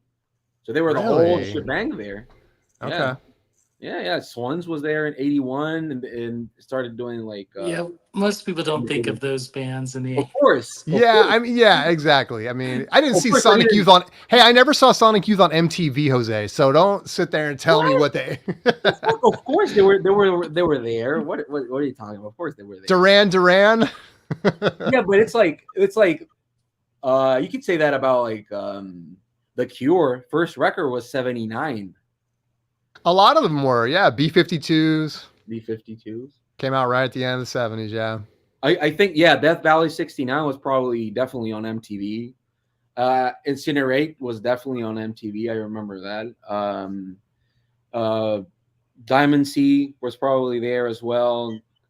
All the Goo era songs, even Multi was probably there. Dirty was there with My Name is Earl, Scientologist.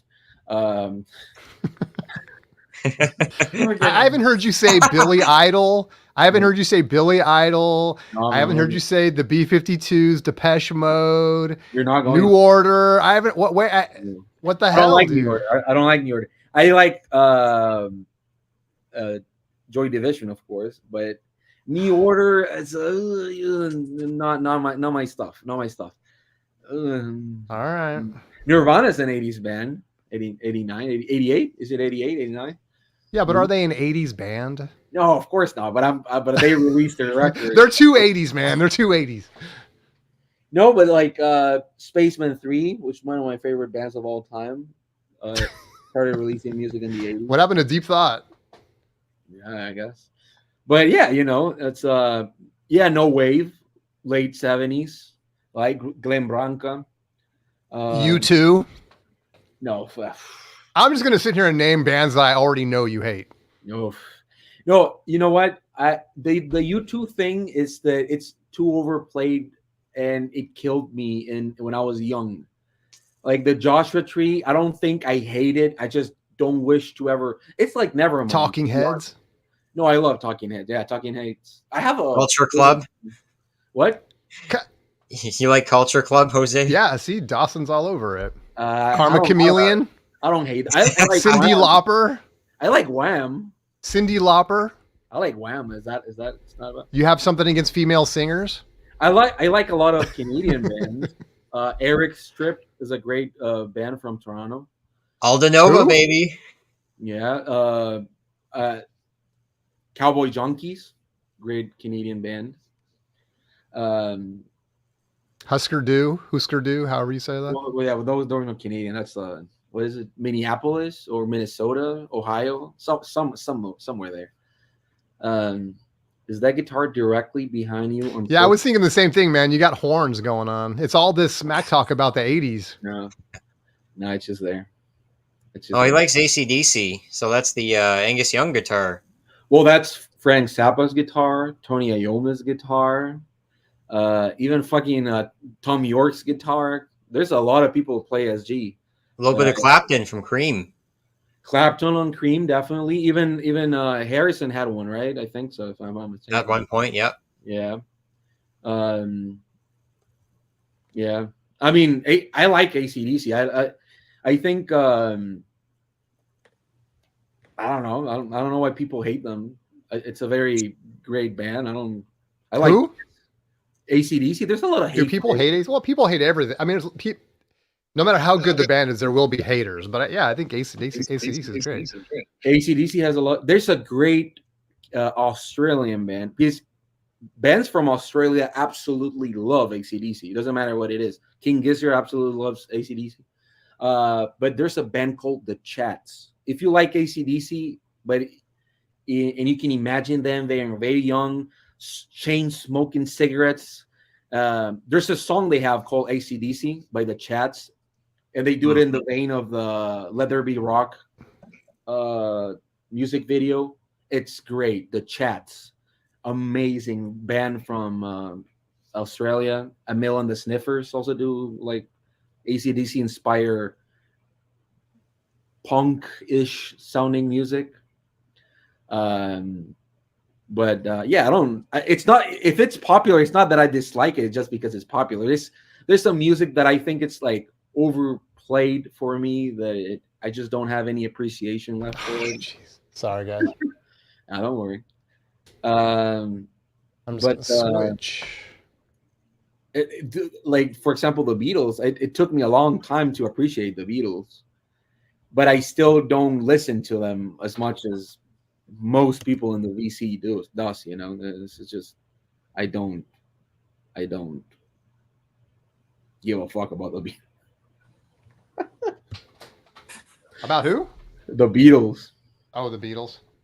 It's just, I hope to God that I never have to listen to Sgt. Pepper all the way through. Like I just want to die and never listen to that ever again. Damn. Do you like Let It Be? Let It Be. I like Let It Be Naked. I knew he was gonna say that, dude. Yeah, people that hate the Beatles love Let It Be. No, but Let It Be Naked, not Let It Be. Let It Be Naked. It's pretty nice. They're very raw. I like the fact that they went backwards to finish their career. I mean, that's the last record they recorded, right?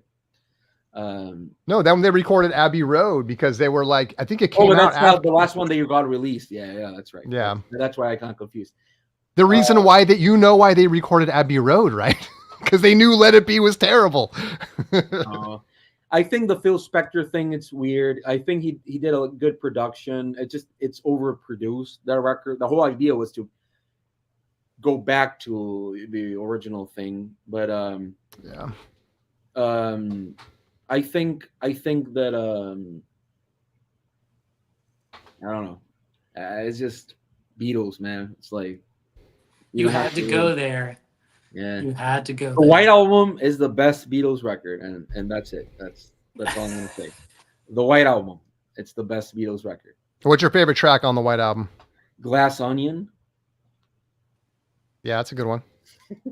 Is that a good answer? I mean, Rocky Record. There is no good answers. You don't like the Beatles, so I mean. Yeah, look, Sean says, I've never been a Beatles fan. I only have the White Album. That's what's up, you know. I think if ¿Qué estás diciendo? I'm asking my dog what's the dog saying. What other bands I hate? Anybody hates a band here? Please let me know.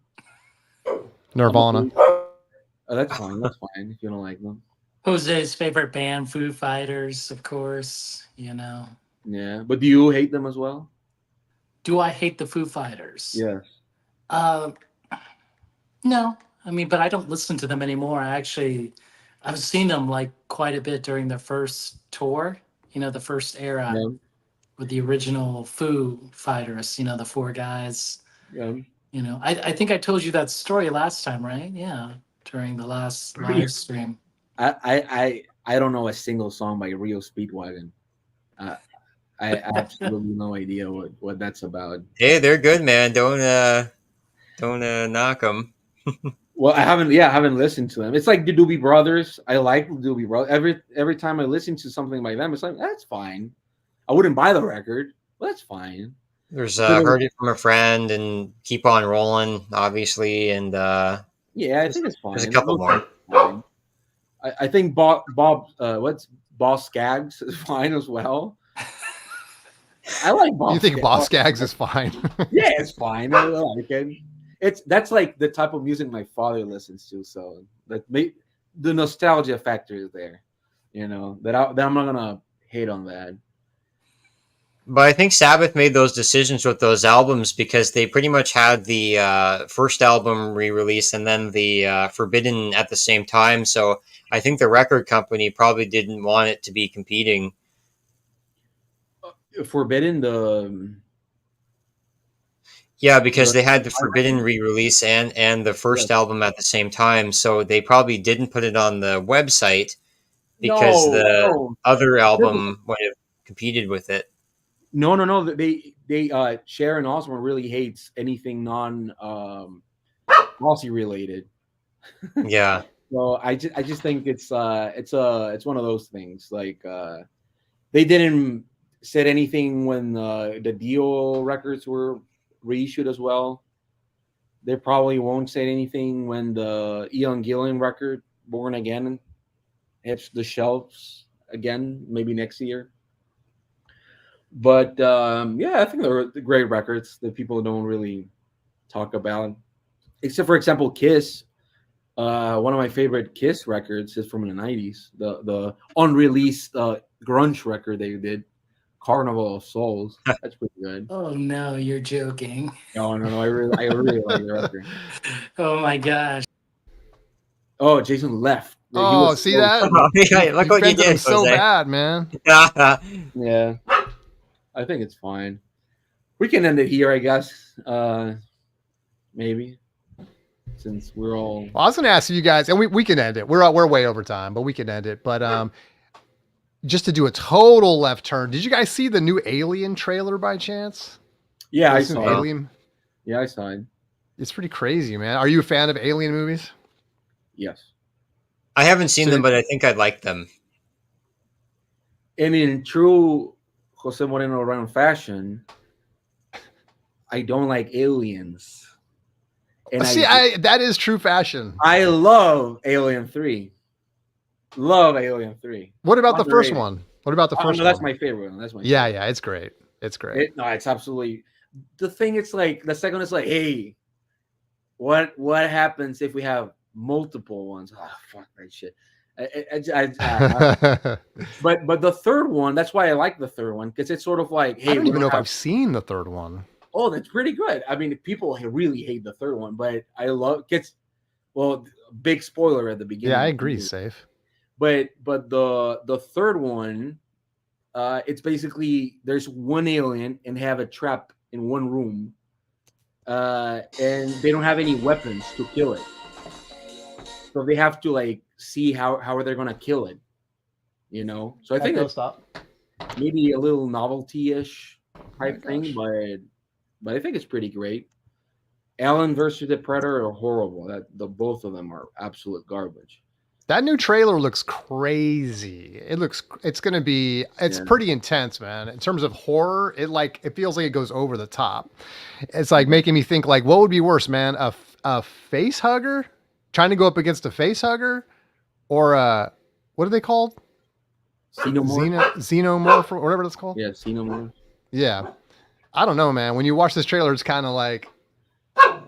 I like that it's not the same director as well. I think that brings a little bit of the mystique back of all the thing. Where's the after party?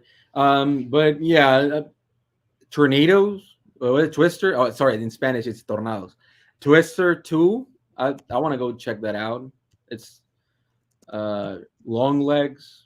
Oh, by the way, talking about Long Legs, have you seen that horror movie yet? Anybody here seen Long Legs? No. Nicolas Cage going Silence of the Lambs, right? But the company that's releasing the soundtrack for that Long Legs soundtrack, it's a new company, but they're releasing like very specific stuff. It's called Mutant. Has anybody listened to, like, have you heard of that?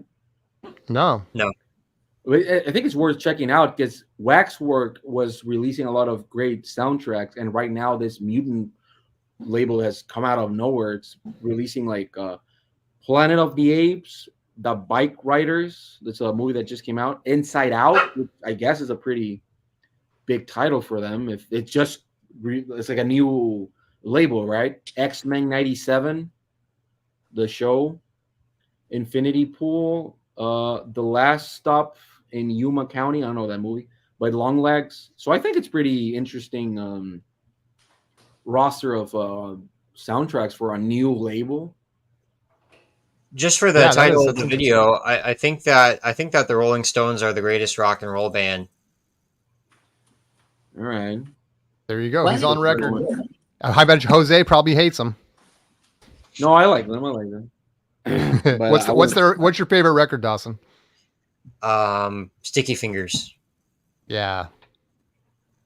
I like. Does anyone have the Sticky Fingers vinyl with the zipper? Yes, sir. I do. I have one. Oh, cool. Yeah, I know. I don't have that one. I think I have one right here. Yeah. Between the Buttons, that's my favorite one. But the US one with Ruby Tuesday. Cool. A real working zipper. There's some great Andy Warhol covers that are really good. There's a John Cale one that's pretty good as well. I think it's good. All right, I have to leave, go have dinner, go watch a movie. Yeah, let's call it. Probably watch Star Trek. All right, that's it. There you go. Hey, we'll do a stream. Maybe we'll do a stream from the theater. We'll all go see Alien on the same day, and then we'll review it. There we go. Yeah, I like that. I can do that. All right, you guys. I'm in the same time in the US is here, but probably not. But probably. Thanks for having me on. Rock and roll. Yeah, anytime, Dawson. Thanks, man. Bye. All right, you guys. Thanks to everybody in chat. Appreciate you. You'll see Chance here next week. Don't worry. But then you're going to see my ugly face in a couple weeks as well. I'll be back for the B-side. All right, Deep Thought. Thanks so much. You're on mute, but I can still feel the love. Thank you, Spence. I'll catch you later. All right. I'll see you guys. Bye, everybody.